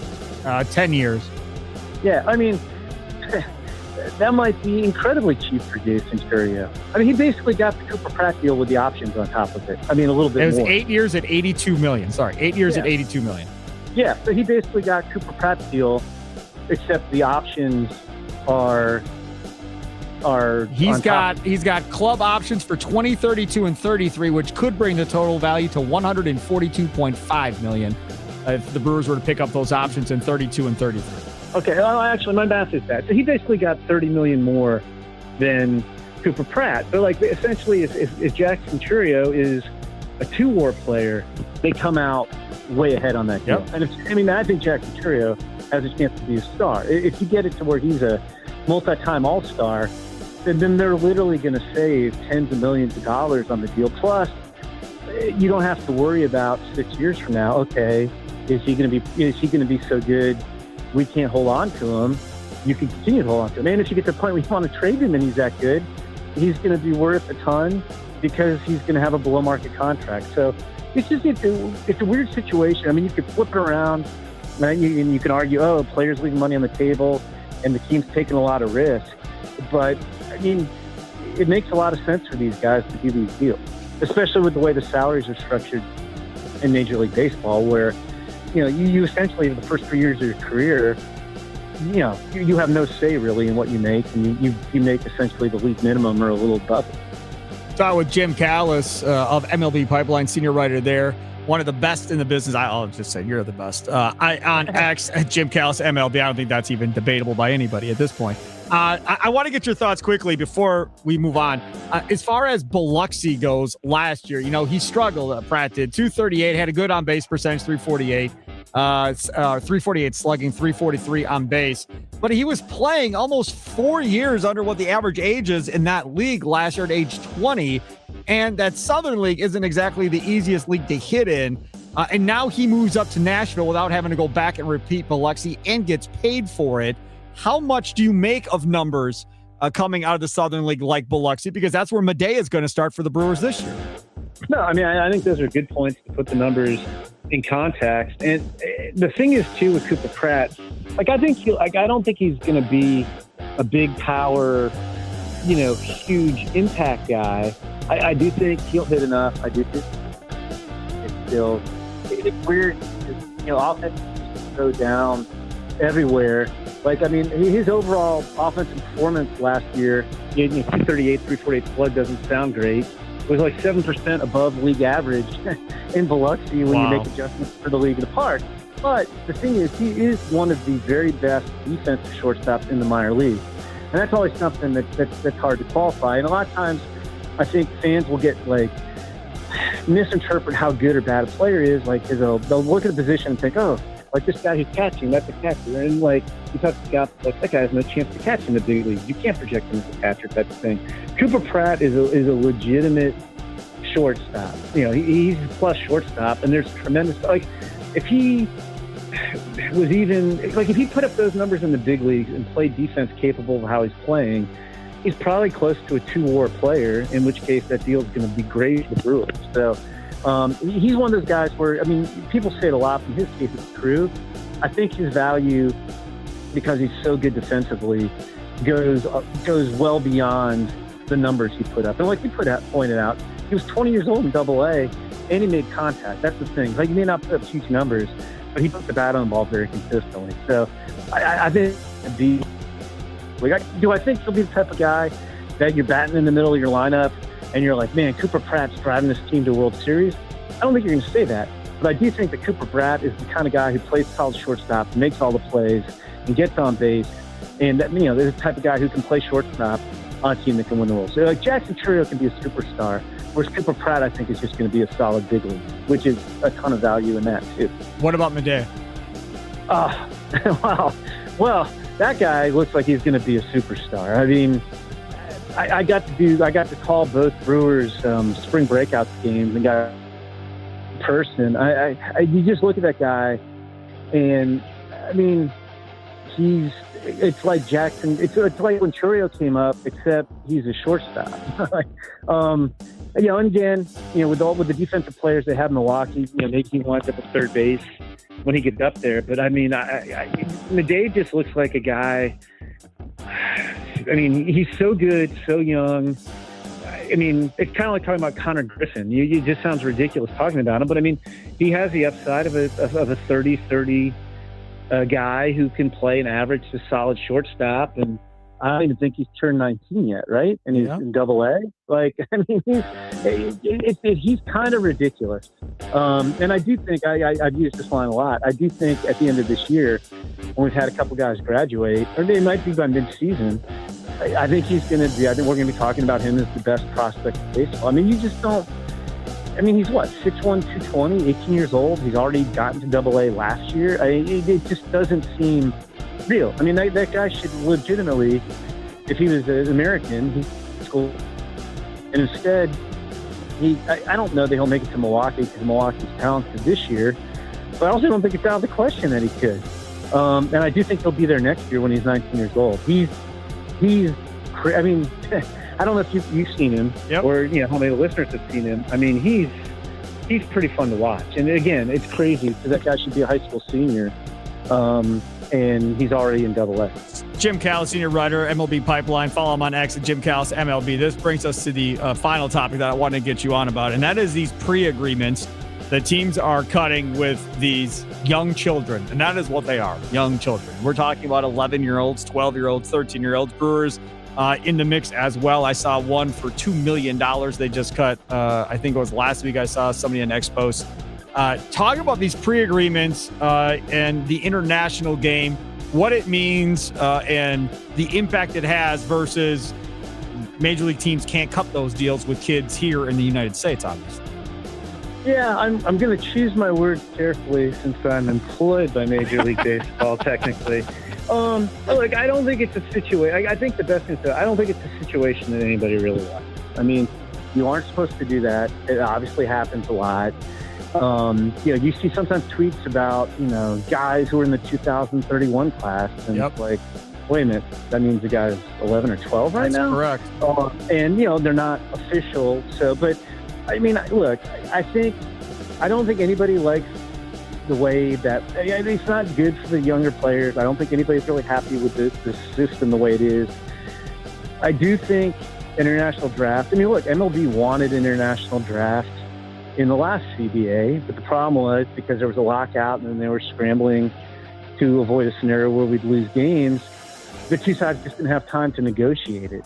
As to what that would look like exactly. So I do think we'll have an international draft at some point. I don't know if it'll be in the next CBA. I guess it depends on how the negotiations go. But I guess the political thing for me to say is I don't think anybody really loves the system the way it is right now, because it's not. I don't think it's necessarily. It's not. You're getting a vibe, but these young kids, I mean, a lot of them have, people who are advising them, but you don't know what's going on with all that. And I don't think it's a great look for anybody. And I don't think it's anything that people really want to see persist much further, because I'll give you my, the thing, international, I have a hard enough time. I cover the draft and I enjoy covering the draft, and it's hard enough trying to project 18 and 21 year olds, whether they're high school or college, what they're going to be like when they're, in their 20s or 25 years old. I don't know how you do that when kids are 12 or 13 years old. I just don't even know how that's possible. I don't know anybody who can project that stuff that accurately, but you kind of have to with the way the system is now, because if you wait, a lot of the better players are already locked up. So, it's not a great situation, and hopefully something that'll change in the near future. I lied. I got one more. Because I realized he was a really good prospect. I like when he got called up by the Giants in 23. I picked him up in fantasy right away, and then it never materialized. Then the Giants decided to outright him. The Brewers make a trade for cash yesterday. What can you tell us about Luis Matos and your thoughts on him coming up through the minors? Yeah, it's funny because he had a little bit of a odd career trying to figure out. He got national signings at the lower levels of the minors. He played extremely, extremely well, and you never know what to read into that because the competition isn't as good as you move up. And then he got to the point where he struggled. I think it was in 24 and 25, kind of up and down a little bit. And then he was hitting in AAA, but not the majors. I mean, there's talent there. I think it's hit over power. He can run a little bit. He can play all three outfield positions. It's the Brewers, right? So, are we going to have Andrew Vaughn magic get sprinkled on him and he'll recapture his prospects? The Brewers do a great job. I'm not just saying that because I'm on Milwaukee radio. But, living here in Chicago, and I didn't grow up here, so I'm not a Cubs White Sox fan, but White Sox fans were just, every White Sox fan I know was just asking me, what the hell is going on with Andrew Vaughn? How did this happen? And so maybe, Andrew Vaughn can't play for the worst team in baseball, but then he becomes the best hitter in the National League. So like, again, I mean, Luis Matos has talent. The Brewers do a good job of coaxing, good performances out of talented players, as much as probably anybody. So, is he a guarantee? Like, oh, this is going to work out great. I won't say that, but like, sure, I take a chance on him. I mean, he was, once a top 100 prospect who can do a lot of things. And why not? And we'll probably look up and he'll be hitting 330 in a month or something. Yep, I hope so. I hope you're right. From your mouth to God's ears. Jim Callis, senior writer, MLB Pipeline. Follow him on X at Jim Callis MLB. Thank you so much for coming on. Appreciate all your stuff. Oh, yeah, anytime. Good to talk to you. Take care. There he goes. Jim Callis on the guest hotline. Powered by Gruber Law. One call. That's all. Known that dude for a long time and has always been gracious with his time, even though he's ascended to like being the guy for the MLB draft over the course of time. And he rightfully deserves it as well. So my thanks to Jim for coming on. Charlie Sounds of the Day coming up next. Don't forget, baby, Potawatomi, that sports book. Make sure to take advantage. 2,000 square foot free. 30 sporting events at one time. You have the Potawatomi Sportsbook Kitchen. Got a couple different levels of seating to take advantage of. 48 beers, dozen different specialty cocktails. Got shuttles to and from Brewers games. Free parking, gambling kiosks right when you walk off of the parking garage. There's not a better place to watch any sporting event right now in the Midwest. Maybe in the country. Vegas probably has bigger sports books. But outside of that, it's about as good as you're going to find anywhere around here for certain. Make sure to check them out today. Potawatomi.com. Again, Potawatomi.com. Always suggest reserving your seat ahead of time. Costs a minimal cost that goes towards your food and beverage when you're there on that given day. So totally worth it. You're going to spend that money anyhow. Again, Potawatomi.com. Charlie Sounds today, straight up. It's Wisconsin Sports Daily. Live from Wisconsin Sports Radio Network studios. Powered by the Potawatomi Sportsbook. Sparky here.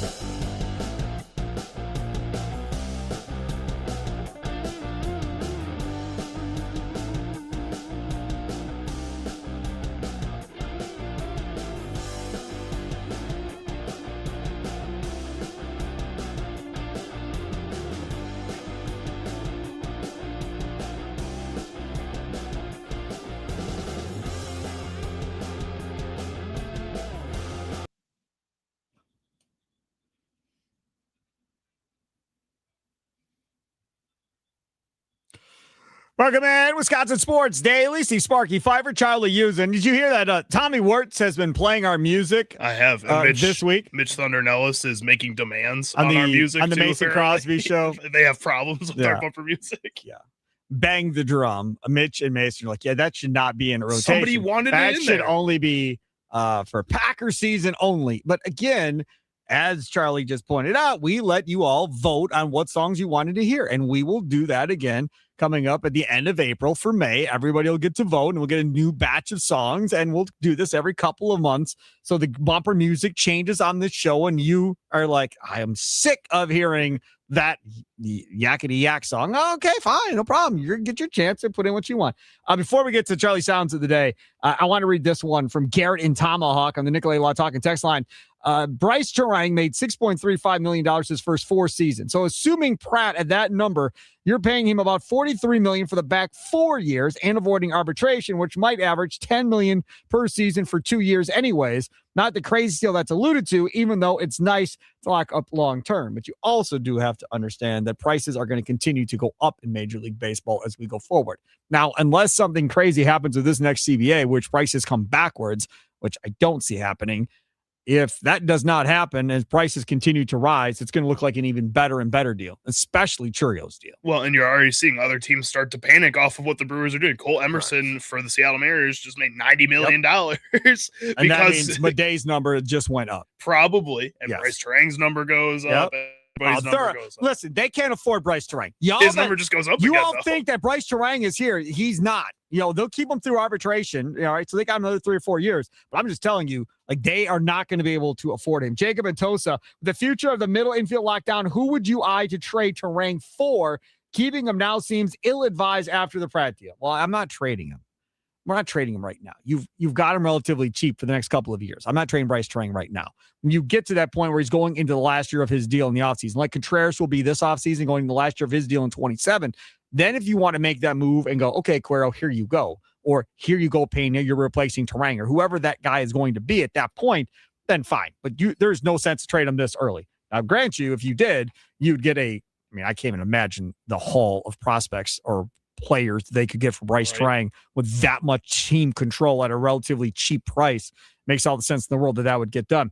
We're talking about winners, and obviously Cooper Pratt's a winner. Bryce Terang has been a winner. Habish, and Rotier, they are winners. National reputation. Hometown service, people. Now, what we need to know is this. The national reputation comes from winning, big winning, record winnings in the state of Wisconsin. That's great. Hometown service, that's the part that we all care about here locally. 13 locations around the state of Wisconsin. If you're in Wausau listening to the game, thank you very much. They're in your backyard. If you're listening to WNFL, our fine folks in Green Bay and Appleton, they're there in your backyard. Now, the game in Superior, Duluth, they're not there yet, but you just stay tuned. I'm sure they'll get there at some point. Habish, and Rotier. Your case is as important to them as your buddy's case. If I bring my case to him and say, hey, I got hurt in a car accident, I really need your help, I'm scared, blah, blah, blah, blah. Okay, fine. All right, Sparky, sit down, let's go. Then Charlie goes and he sits down and he talks to him. They're going to treat him the same way they're going to treat me, the same way they're going to treat you. Everybody is made to feel important as it's their biggest case that they're working on. They're going to give it their all just like you would want them to. They're not just going to be a number like you may be at some other law firms. So check them out today. Again, habish.com. What sound clips will Chicago Charlie pick today for Sparky? Will Sparky become enraged? Will laughter ensue? It's time for Charlie's Sound of the Day. It's Wisconsin Sports Daily on the Wisconsin Sports Radio Network. All right, Charlie Usen, how we feeling today? We're going to keep Sparky in a good mood. Everything's going to be fine. Then we have the leadoff show at 5 o'clock with Tommy Wirtz. That's going to be Happy, Happy, Joy, Joy from 5 to 6:30. Tim Allen, Tommy Wirtz tonight after the last pitch. You make the switch. Potawatomi Sportsbook post-game show with those two. That'll be Happy, Happy, Joy, Joy too. Tonight from 9:30 to 11. It's just going to be a really good, fun day. And you're just going to keep the momentum going forward, which I appreciate. What do you got? Even when I try, I can't promise that. Sometimes you just get mad about things that I don't even understand why you're mad about. Fine. All right. What do you got? First up, we're going to head on over to the Kevin O'Connor show, where Kevin O'Connor was discussing how he would fix the NBA draft lottery. To Adam Silver, I'd say this. You need to make the lottery simple, and you need to own it. You got to put your name on it. And it's got to be something that can be explained in one simple sentence or two simple sentences. For example, here's one idea that I've had that's one sentence. The NBA draft lottery draws 10 picks, and the teams that miss the playoffs get 6% odds at the number one pick, while the teams that lose in the first round get 2% odds at the number one pick.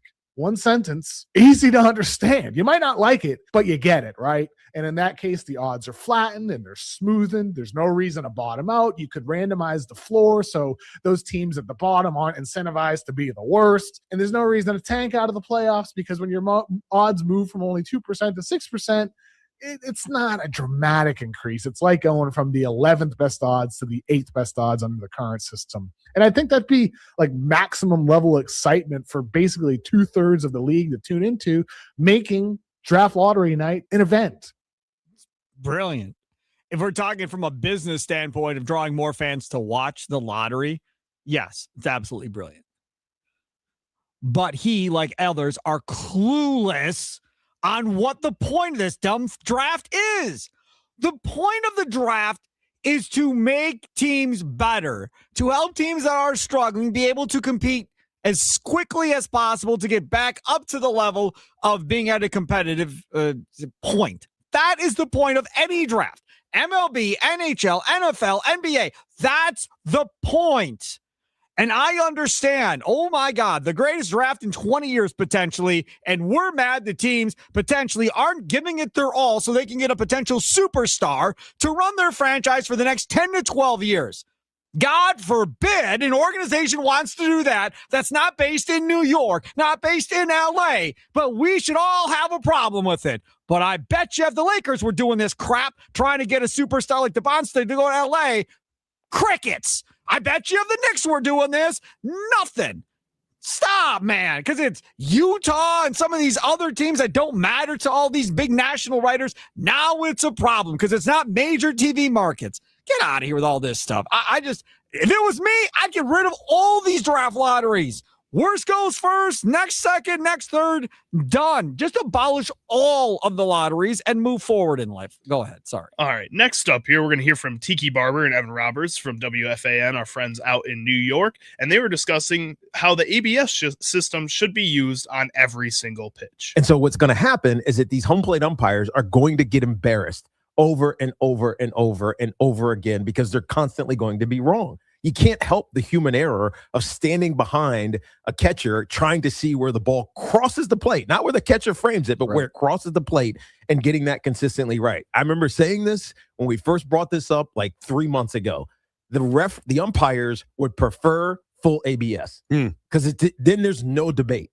Then they don't have to worry about being embarrassed on a daily and nightly basis, as we saw this opening weekend. It was bad for some of these umpires. But some of the calls that were overturned was also barely. I mean, it was, of course, the baseball by a millimeter. Of course, but when you have like 7 in a row that go against you as an umpire, you're like, dude, what are we even doing here? I would say that going into this, I had Chris's opinion, which is don't give me a challenge system, just give me the whole thing. Mm-hmm. And 3 days into the baseball season, I feel the exact same way. I really wish people would stop talking about this. No umpire is going to be 100% accurate. Few umpires are going to be like 99% accurate, calling balls and strikes on a given night.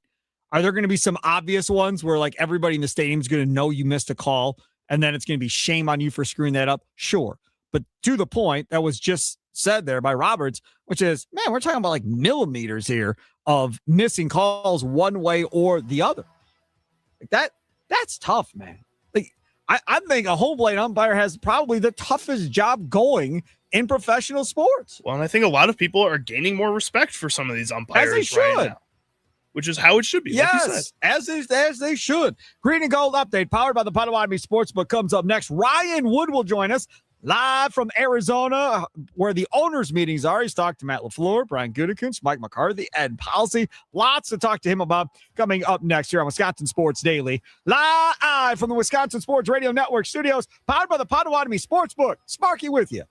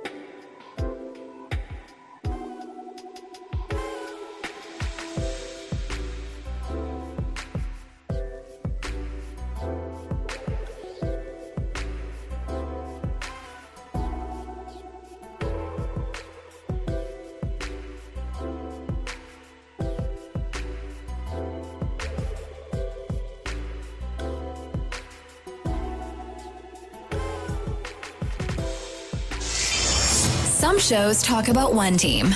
Other shows barely talk sports. This show will talk Packers, Brewers, and Bucks. Every day. It's Wisconsin Sports Daily with Steve Sparky Pfeiffer on the Wisconsin Sports Radio Network.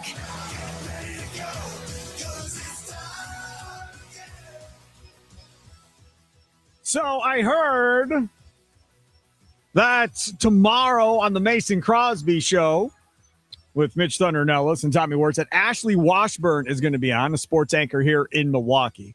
I went and checked our little list that we have of keeping guests for all the shows, but it's not on there. So I missed what time. I think it's 1:00.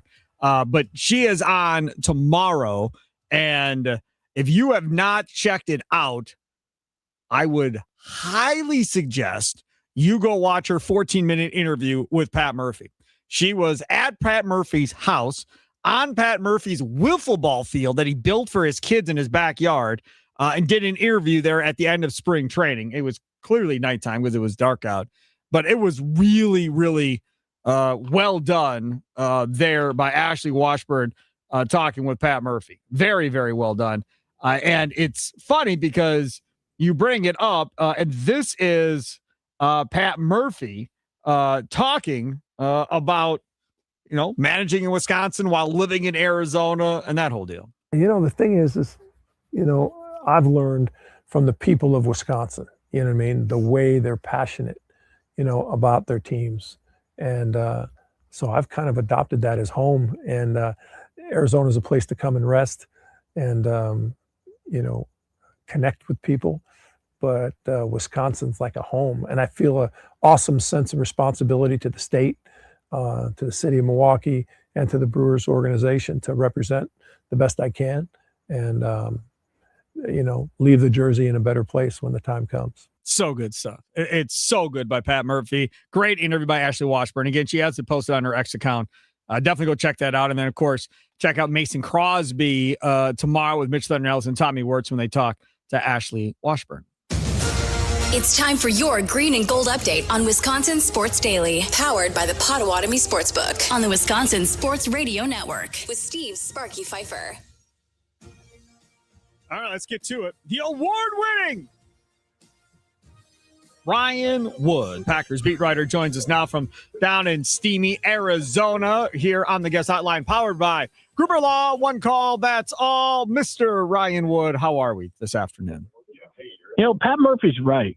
Arizona is a good place to rest. Not that there's been any of that going on down here at the owners' meeting. And you need to stop. Of rest here. You need to stop. I saw Jay Glazer's video earlier today talking about day drinking with NFL coaches. He pans his phone or camera, and there's all these NFL coaches sitting by the pool having beverages. They look like they're relaxing. I'm not living my best life right now, Sparky. Yeah, Jay Glazer rubbing that in. I could go for a beer. Yeah. I got to get away from my computer to make that happen. You know what I mean? Yeah, no, I hear you. Yes, I totally understand. So you got to talk to everybody. I mean, this sounds like the place to be. I think I want to do one. I want to go to one of these years. This sounds awesome. So you've got the owner, well, not the owner, but the president, Ed Policy. You've got LaFleur you talk to. You got Goody you talk to. Big Mike McCarthy is there. You talk to him. Mike LaFleur was there with the Cardinals. I mean, there is so much going on. You probably got stories for the next 2 weeks to write after all the material you got. Yeah, it's very interesting, and in some respects, I feel like it's still somewhat of a kept secret. When I broke into covering the Packers on the Packers beat in 2014, the scouting combine was the tentpole event of the offseason. It is no longer the case. A few years ago, the owners' meeting has replaced the combine as the number one content generating event of the NFL offseason. Matt LaFleur doesn't even go to the combine anymore. Yesterday, I spoke with Matt LaFleur at 7:45 Pacific time, which was thankful. So every other year is in Florida. Let me tell you, 7:45 in Florida is not the same as 7:45 in Phoenix. Right. Very, very different. Yes. Matt LaFleur, 7:45. Around lunchtime, we had Brian Gutekunst. Around dinner time, we had Ed Policy. It was a very extensive car wash. It was a car wash. Let's start with Matt LaFleur. And him pretty much talking about the idea of kind of knowing that he was going to get that extension and feeling pretty confident that deal was going to get done even after the Bears game as we got into the offseason while Packer fans were losing their minds. There's a reason for that, because I asked Ed Policy, when did you know? Yep. And he didn't know the exact moment to the second, but he made it very clear it was before Chicago. It was before the playoff game that Ed Policy decided that he was going to work to extend Matt LaFleur. And obviously, within a week of that playoff meltdown, that's exactly what happened. So, in Ed Policy's words, Matt LaFleur was never coaching for his job last season. Ed Policy gave his first lengthy, detailed explanation of why he wanted to extend Matt LaFleur at this owners meeting. And he pointed to everything from calling Matt LaFleur a natural teacher. He believes it's very important to be a teacher, to the quarterback track record, bringing out, in Ed Policy's words, the very best of Aaron Rodgers. Ryan, did Malik MVPs. Willis get him this extension? The quarterback certainly did. From Aaron Rodgers to Jordan Love to Malik Willis, and I've written about this. I wrote about this right after the season. Malik Willis might have Matt LaFleur to thank for his now career as the starting quarterback for the Miami Dolphins. Yes. Matt LaFleur has Malik Willis and Jordan Love, and even Aaron Rodgers, but certainly Malik Willis, Jordan Love to thank for this extension. Yep. Because Matt LaFleur is a quarterback whisperer. You cannot take that away from him. He is a quarterback whisperer. And in this league, quarterback whisperers are head coaches. That's the reality. If they had fired Matt LaFleur would have had a job, his next job, as soon as he wanted one, because of his track record with quarterbacks. So Ed Policy's point of that, I didn't realize, I don't know if you realize, the Packers are the third winningest team in the NFL since 2019, only behind Kansas City and Buffalo, which makes them the winningest team in the NFC under Matt LaFleur's watch. And like Buffalo, they can't finish. Exactly. There's a flip side to that coin. And it's so interesting. Did you watch Jeff Hafley and John Eric Sullivan's introductory press conferences in Miami? I probably watched a little bit of it. I don't think I sat there and watched all of it. No. The thing that stands out is how envious the rest of the league, much of this league, is of what they call the Green Bay culture. Because down in Miami, the idea of making 3 straight playoffs in any 3 years is that you might as well land on Neptune. Like, that doesn't happen there. That's an impossibility. That is, let's build a spaceship and go to Mars sometime. That's what that is. Here it happens. But the flip side of that coin is 3 straight years as a 7th seed is not exactly the consistency that you want to see. And so there's a flip side to everything, right? That's where this team is. How do you push them forward? But Ed Policy made it very clear in his mind, the track record with quarterbacks, the winning. He said that the idea of firing Matt LaFleur to him was shocking. Like, that was just never going to happen.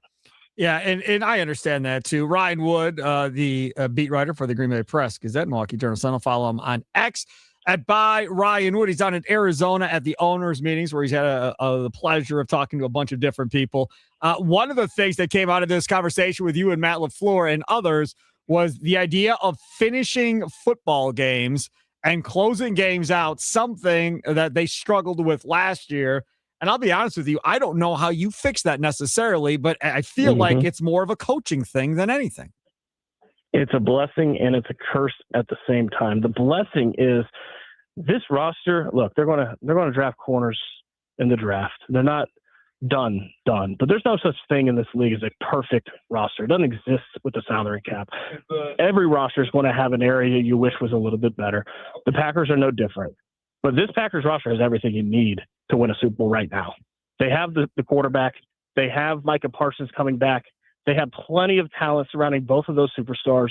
This is not a glaring, like, they got to do this with this roster to get there. They're there. But there's a difference between being a Super Bowl caliber roster and a Super Bowl caliber team. Those are not the same thing. And they are a Super Bowl caliber roster. They are not a Super Bowl caliber team. At least they have not been. And it's the intangible. If you listen to the Packers, if you listen to Matt LaFleur, Brian Gutekunst, what's missing, they're telling you it's the ability to finish games. And it's no coincidence that the team that could not win games that it should have last season ultimately lost its season. They collapsed in Cleveland. They collapsed down the stretch with 5 straight losses. That's tied to each other. That has to get fixed, because if you're making any type of playoff run, everyone in the playoffs is good. This is already a league based on parity. You get to January, they're all good. You have to win close games. You have to be that team, not just that roster. That's where they're at. We talked about this earlier, reading a quote from you from Matt LaFleur when you asked him about Jordan Love potentially needing to use his legs a little bit more like Malik Willis did. And Matt LaFleur went in this whole piece about talking about off-schedule plays and running when it's necessary to run, and then talking about, well, it's also on the running backs and the wide receivers and the tight ends to do what they're supposed to do when it's off schedule and so forth. But those are two different things of how you handle those, right? Those aren't the same thing. Finishing a game and finishing a play, two separate issues that have to be dealt with in different ways. I'm not sure one doesn't kind of bleed into the other a little bit.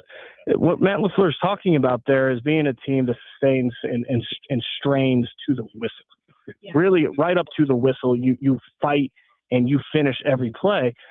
That's what you got to do in games too. You get to the fourth quarter, you're tired. Sure. You've had things not go right. You've got to sustain and strain all the way through, which they did not do, whether it was the play, the game, or the season last year. I think that all kind of works hand in hand. I mean, that's where Matt LaFleur said it's been on the forefront of his mind, the need to finish. And there's no coincidence why. That's what this team could not do. So how do they fix it? That's the $1 million question, or maybe however many millions Matt LaFleur got in his extension. Yeah. Because it starts there, and that's the curse part. The curse part is that it's not easy to fix. If this was a roster glaring need, you go out and get a right tackle. You go out and get more corners, or you go out. Hey, a year ago at the NFL owners meeting, I still remember asking Brian Gutekunst, "What are you going to do with pass rush? Because this ain't it." You know what they did? They traded 2 first-round picks and got Micah Parsons. They did something. Yeah. If it's tangible, you can go get that. If it's intangible, that's a lot harder. That's a lot harder to go get the intangible, and that's where they're at. So I don't know, man. That's above my pay grade. I don't know how you fix that. I'm not a football coach. I just know that that's the issue, and they better fix it, because if they don't, they're not getting to the Super Bowl. You got a bunch of coaches drinking alcohol. Go find somebody that give you the answer to that question, and then write a whole column on how, Shanahan was drunk and told you how to fix the whole thing. I think that would be a fun column to write. You may not like it, but I think it'd be fun. Ryan, I want to get your take on the other deal.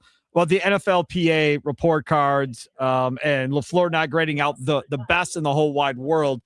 I brought up to Charlie, I think my question and policy would have been, hey, man, did you see this report card prior to give him the extension, or did you get it after? Because policy went on and on talking about how much everybody loves him, but clearly everybody didn't love him based on that report card.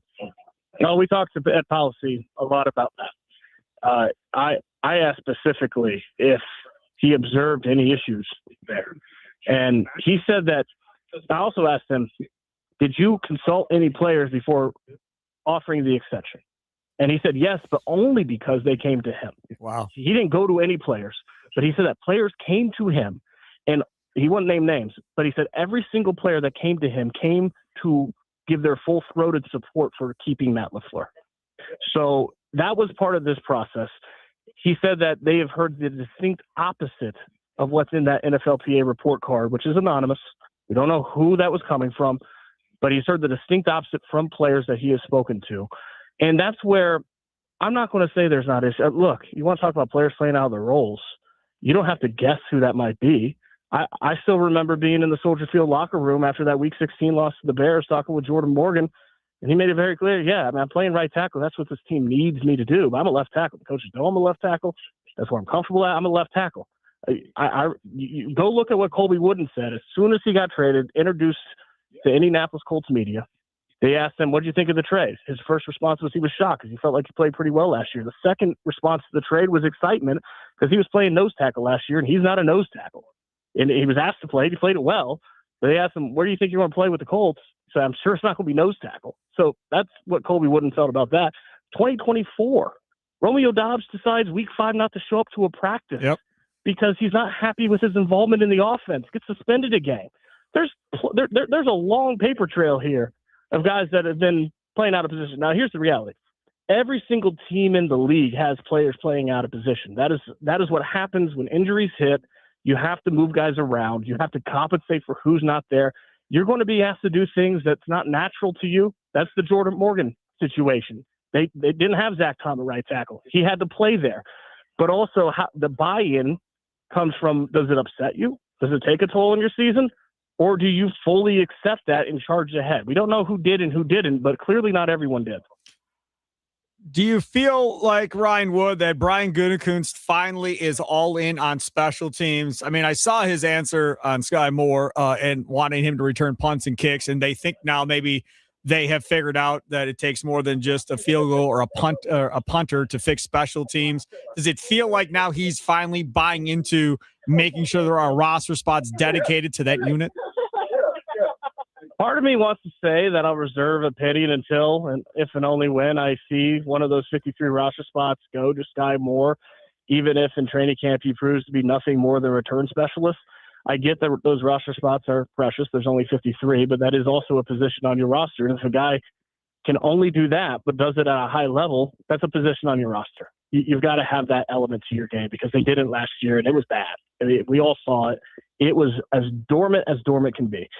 I do think that Brian Gutekunst took a big step here and bringing in one of fewer than 10 guys in the league last year with at least 25 punt and kickoff returns, one of 3 guys in the league last year with a 60-yard punt and kickoff return, one of the better dual return specialists that this league had last year, and putting him in the biggest area of need on the roster. I mean, that sounds crazy because it's return specialist. They had nothing there. And he's something much more than something. So I think that that's a step. Let's just see that one of those 53 spots definitely goes to him. What about that running back room? I mean, right now you have obviously Josh Jacobs, Chris Brooks was your third string running back, a guy that we don't talk about because he can't stay healthy for 2 games in a row. And then Pierre Strong, which, I mean, again, I don't know if I'm all in on Pierre Strong. I mean, Goody brought up the idea of he wants to add to the competition in that room. They've got plenty of money to work with at this point. Do you think that competition comes through the draft, or do you think they eventually go out and get another veteran running back? I'll be honest. I don't know the running back market well enough to know who's even out there. I would think it has to come through the draft. They have to draft somebody. It doesn't have to be early, but if they could just turn off the injury mode and make this Madden and have Marshawn Lloyd just stay on the field, there's your answer. But if you believe in that, then I've got some great oceanside property in Phoenix to sell you, because that's just not going to happen. So they're going to have to draft somebody. Talking with Ryan Wood, Packers beat writer for the Green Bay Press Gazette, Milwaukee Journal Sentinel. Follow him on X at @ByRyanWood. Last one on Mike McCarthy. What did you learn from hearing McCarthy? I know he's been talking to Rodgers. What's your feel on McCarthy? I didn't talk to Mike McCarthy today. I spent all my 30 minutes saddled up next to Jeff Hafley. Oh, that's good too. He sure looks like he's enjoying life in Miami there. I asked Jeff Hafley what he thought of the uncertainty with Matt LaFleur after the season. He said, look, you look at what he's done since coming in 2019, the games he's won, he's had one of the better careers in this league. In Jeff Hafley's mind, and of course he's biased, he credited Matt LaFleur for changing his life, welcoming him back to the NFL, and then Jeff Hafley did the rest in 2 years and banked that into a head coaching gig. But Matt LaFleur opened that door. He's biased, but he said he's one of the best coaches in the league. Like, you're not going to hear an ill word about Matt LaFleur from Jeff Hafley, nor should you. But he has the utmost respect, not just for him as a person, but for his track record and what he's done in this league as a head coach. Here's something interesting. We learned a little something. Jeff Hafley was asked what he learned from Matt LaFleur. And one of the things was how to handle the offseason as a play caller who is also the head coach. He said that Matt LaFleur lets Adam Stenavich really handle the offense during the offseason so that he can be in that head coach role. And then once the season begins, he really buries into the offense. He's got to have trust in that defensive coordinator, which is how Jeff Hafley's going to set it up. He wants to be more of a head coach in the offense, let his coordinators handle that, and then be that defensive, bury your head in the defense, be the play caller when the season begins in Miami, and really focus on that side of the ball.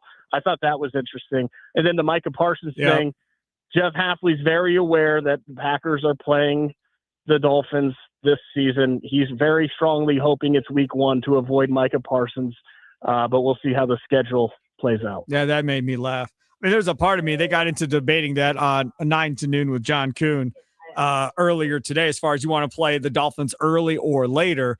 And when you have a mobile running quarterback that can get hurt at any moment, I tend to like the later date more than I like the earlier date when I know Malik Willis is going to be fresh and ready to go.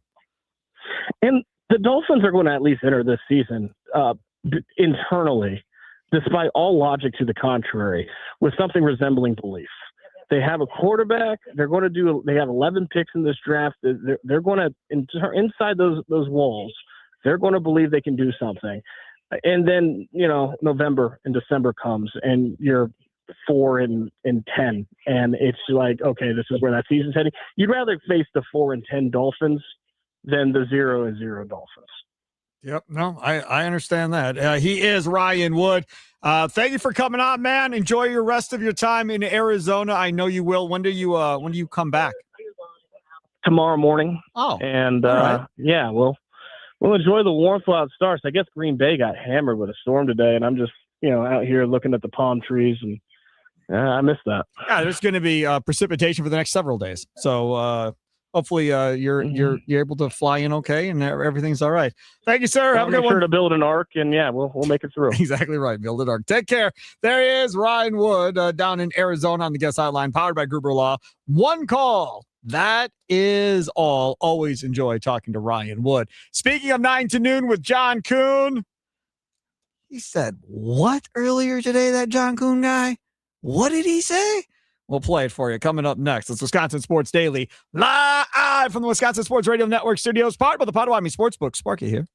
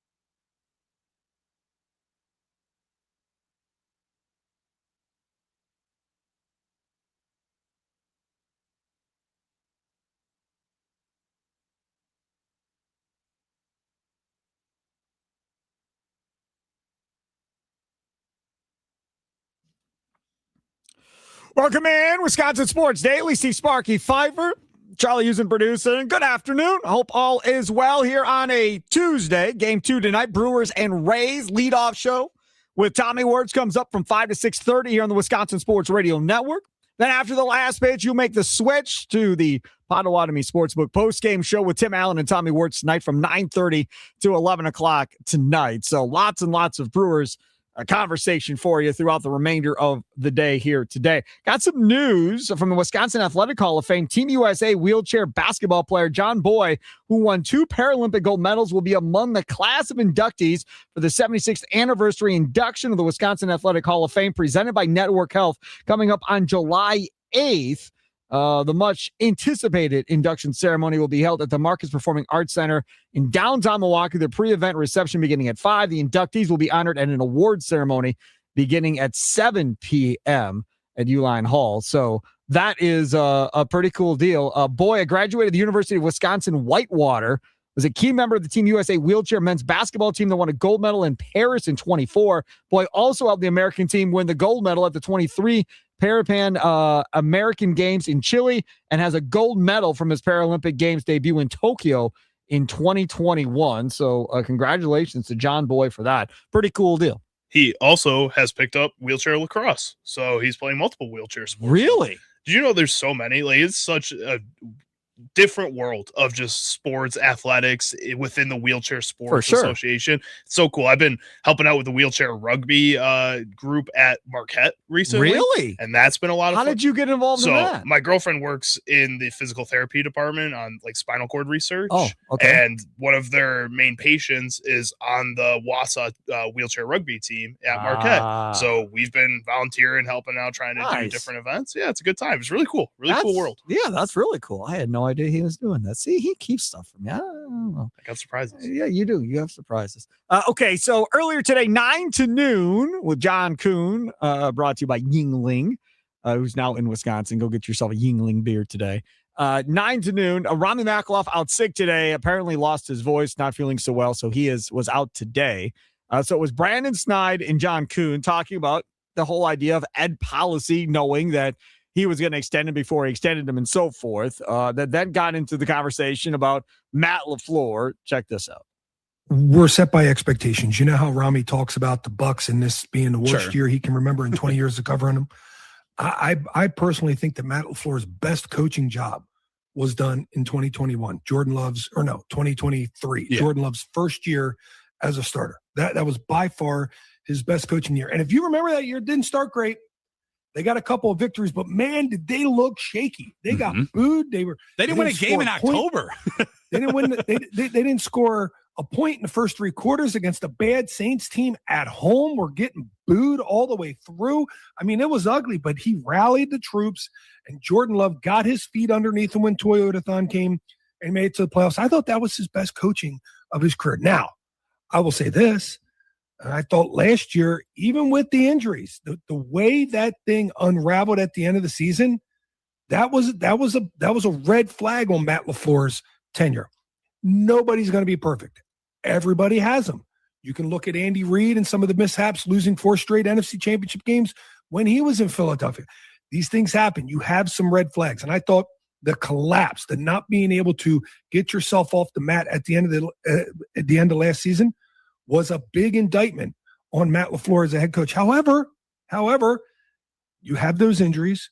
You have a locker room that is not really running itself yet like it should, because if you have players that have malcontent and it leaks its way in the locker room and it has an effect on the way that you played down the stretch, yes, I still believe that's player driven. So my expectations aren't quite as high. But you're going into a season where you say this now, and you're going into a season where you should have Tucker Kraft and Micah Parsons and Devontae Wyatt and everybody back healthy at some point in time in September or October at the latest.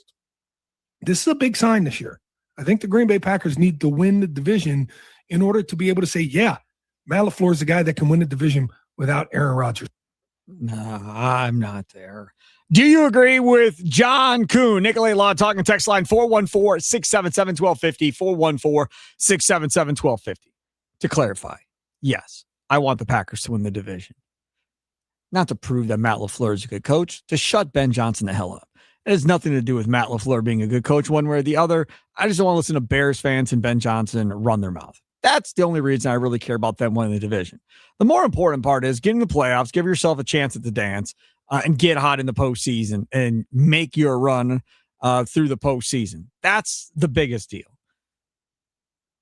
But again, if we're talking about who must have a big year, doesn't it have to be the trainers, the strength and conditioning staff, all of those guys? I mean, at some point, can't we have semi-healthy year to where we can see the Packers' key players being there in the postseason playing and giving us a fighting chance to potentially make a run in the postseason? I should say this all the time, Bakhtiari went off on X about the idea that they just simply can never stay healthy, and it always comes back and bites them in the rear end come postseason time.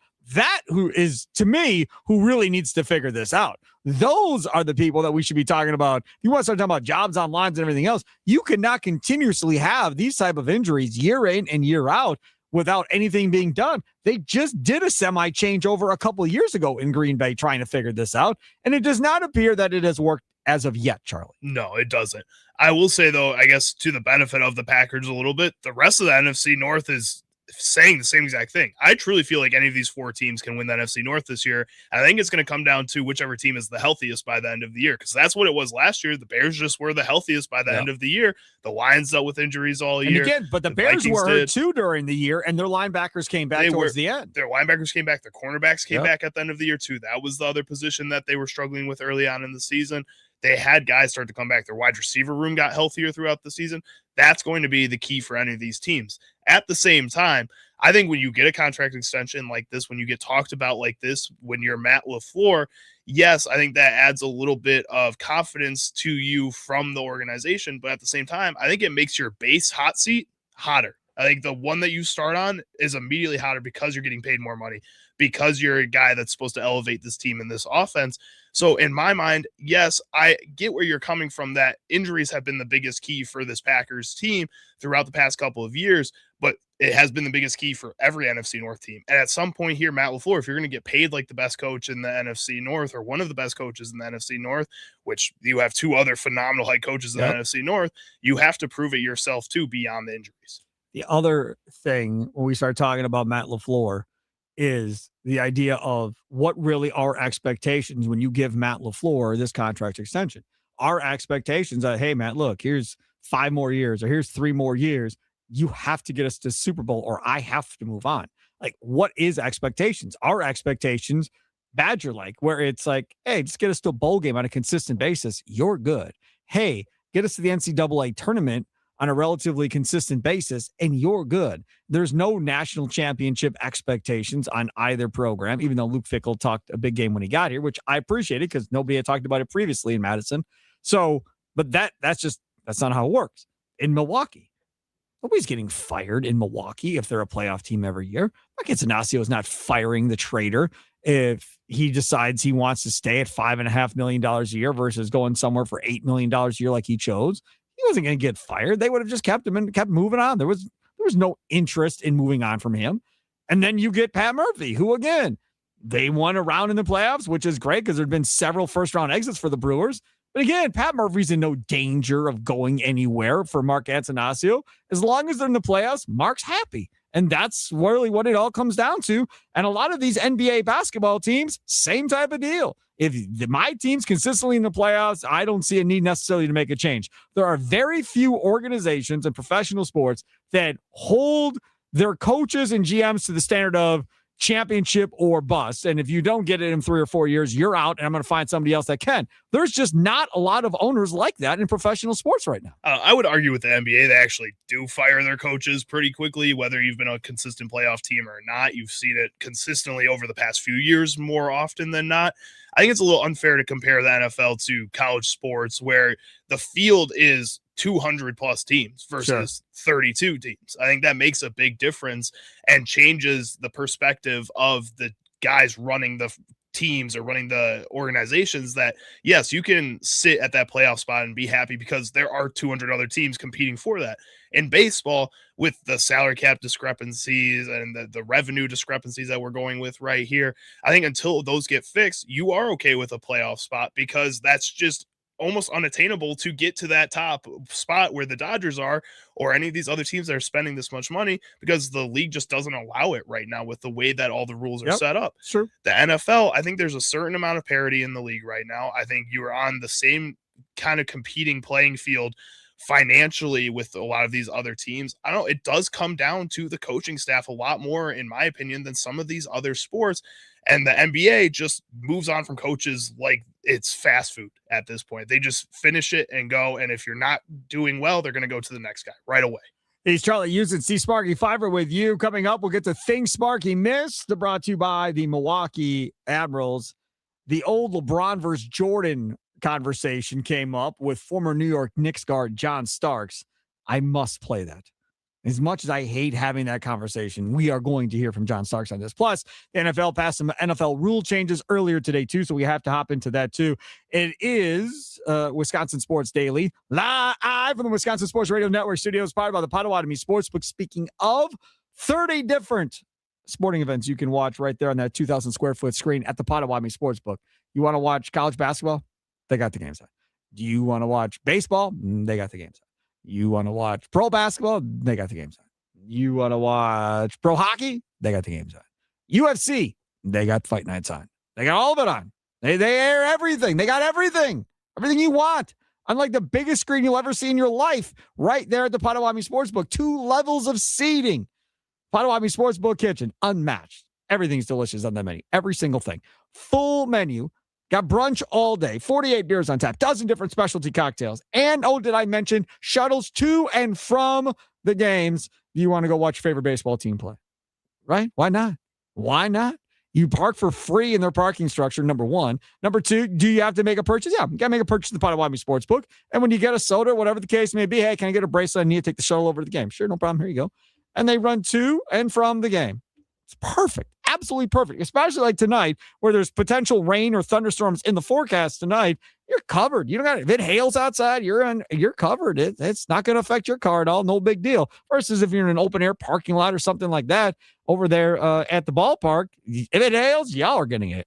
The people that go to Potto and park there and take the shuttle over, no problems there, Charlie. Keep the roof over your head all night. It'll be a roof at Potto, roof in the shuttle, roof at the stadium. You're good. Just put a roof on it. Things Sparky missed coming up next here on the Wisconsin Sports Radio Network.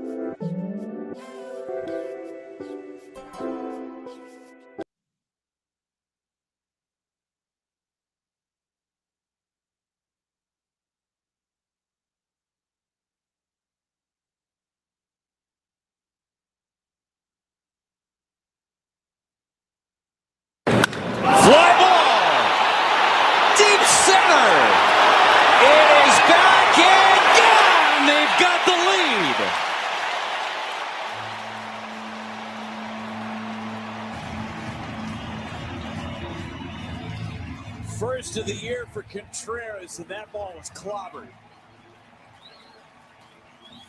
First pitch fastball, knocked it out of here, middle in. It would be nice to see Contreras healthy without a jacked up thumb for a majority of the year. That highlight courtesy of Brewers TV. That gave the Brewers a 2-1 lead. However, they quickly gave it right back. Ended up losing the game last night. So tonight, game 2, Brewers and the Rays at American Family Field. Leadoff show with Tommy Wirtz gets you going from 5 until 6:30. And then, of course, after the last pitch, you make the switch to Tim Allen and Tommy Wirtz for the Potawatomi Sportsbook post-game show here on the Wisconsin Radio Network tonight from 9:30 to 11 o'clock. Make sure to tune in for that one. So that was William Contreras last night.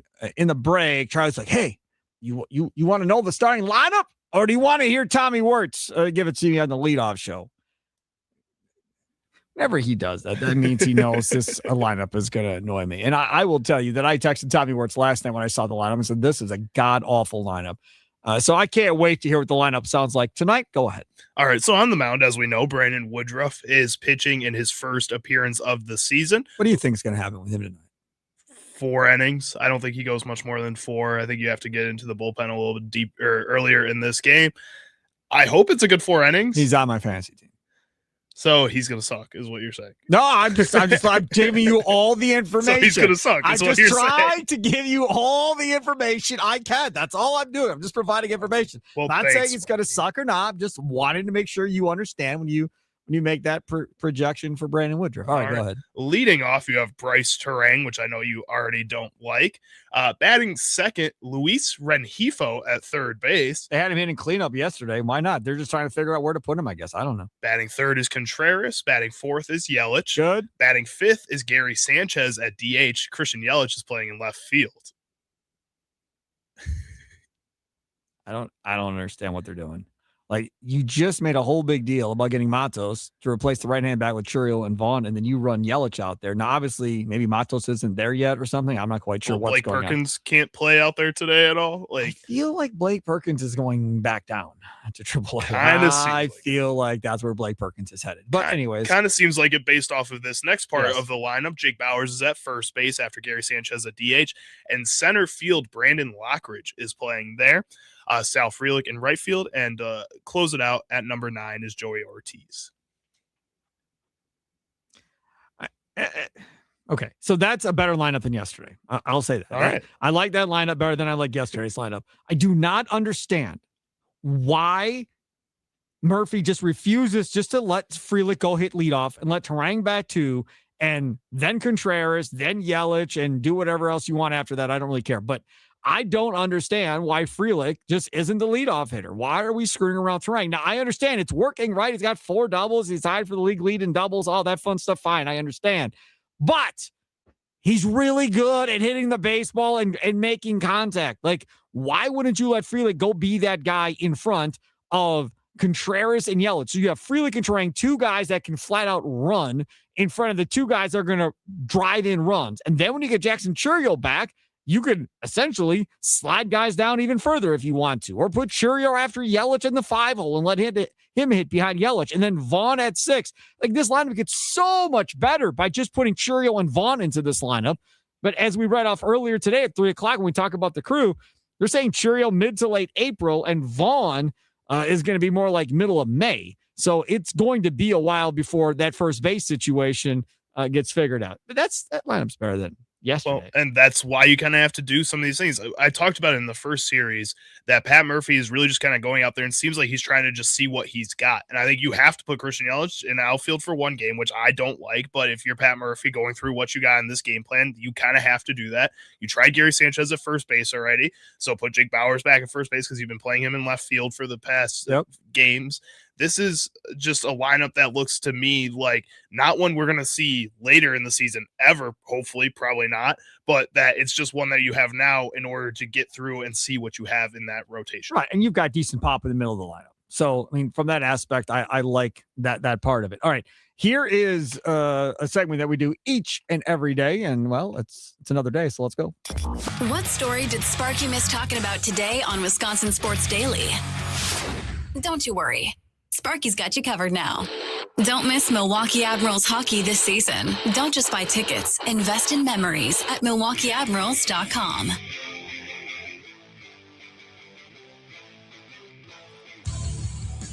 All right, let's get to this. Came across this earlier today, or was it yesterday? I don't know. Came across it on social media. John Starks, the former New York Knicks guard, on the NBA greatest of all time debate. This was on the Strong Talk Men's Health podcast. And obviously, John Starks played against Jordan when Jordan was with the Bulls, didn't play against LeBron. So just remember all of this before we play this. Here we go. Oh, definitely, Michael. I ain't going that far. Why? I'm not going that far. Yeah. Michael was just different, bro. He was just a different animal. You know, it's just like some guys, you can throw some kids out here in front of us and you can like, okay, that kid is different from everybody else. Mm-hmm. That's Michael.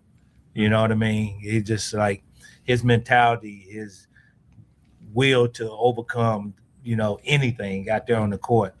And he was a very intelligent player on top of it. The Last Dance, I thought people were talking about, oh, they made him look bad. No, I think it showed his greatness. It shows you what a great player do for other players that's not at his level, where he pushed them to get to his level, even though they couldn't get to it, but they believed that they was on his level. And he knew that he had to get them up from a mental standpoint in order for him to get past Detroit.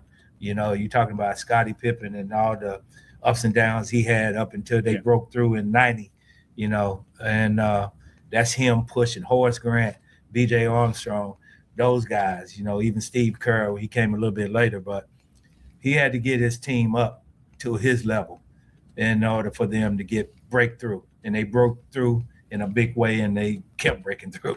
Now, I know I'm going to irritate a lot of LeBron James fans by what I'm about to say, but who are those guys that broke through because of LeBron James pushing and prodding and so forth? Like Kobe Bryant, you can say Pau Gasol, boom, right off the bat. There's one, right? And there may be others that you can go along with Kobe Bryant. I don't know how many of those guys you roll with LeBron. I mean, Wade and Bosh and LeBron. Okay, well, I'm not giving you credit for Wade. I'm definitely not giving you credit for Bosh. Kyrie in Cleveland got him. And right. So maybe he helped establish that mentality that hasn't worked since Cleveland. I think some people would argue Anthony Davis to some degree, that Anthony Davis was already that great kind of player, but he became more of a team player. In the more bubble. Of a different, yeah. It's still championship. It got him to the top 75 player spot. Fine, fair enough. It's Wisconsin Sports Daily, live from Wisconsin Sports Radio Network studios, powered by the Potawatomi Sportsbook. Thanks for listening here on a Tuesday afternoon. If you're listening to the game in Wausau or WNFL in Green Bay or in Appleton, or maybe you're in Duluth and Superior and listening to the game there, or the Fan in southeastern Wisconsin. Have a good night, Wisconsin. Toodles.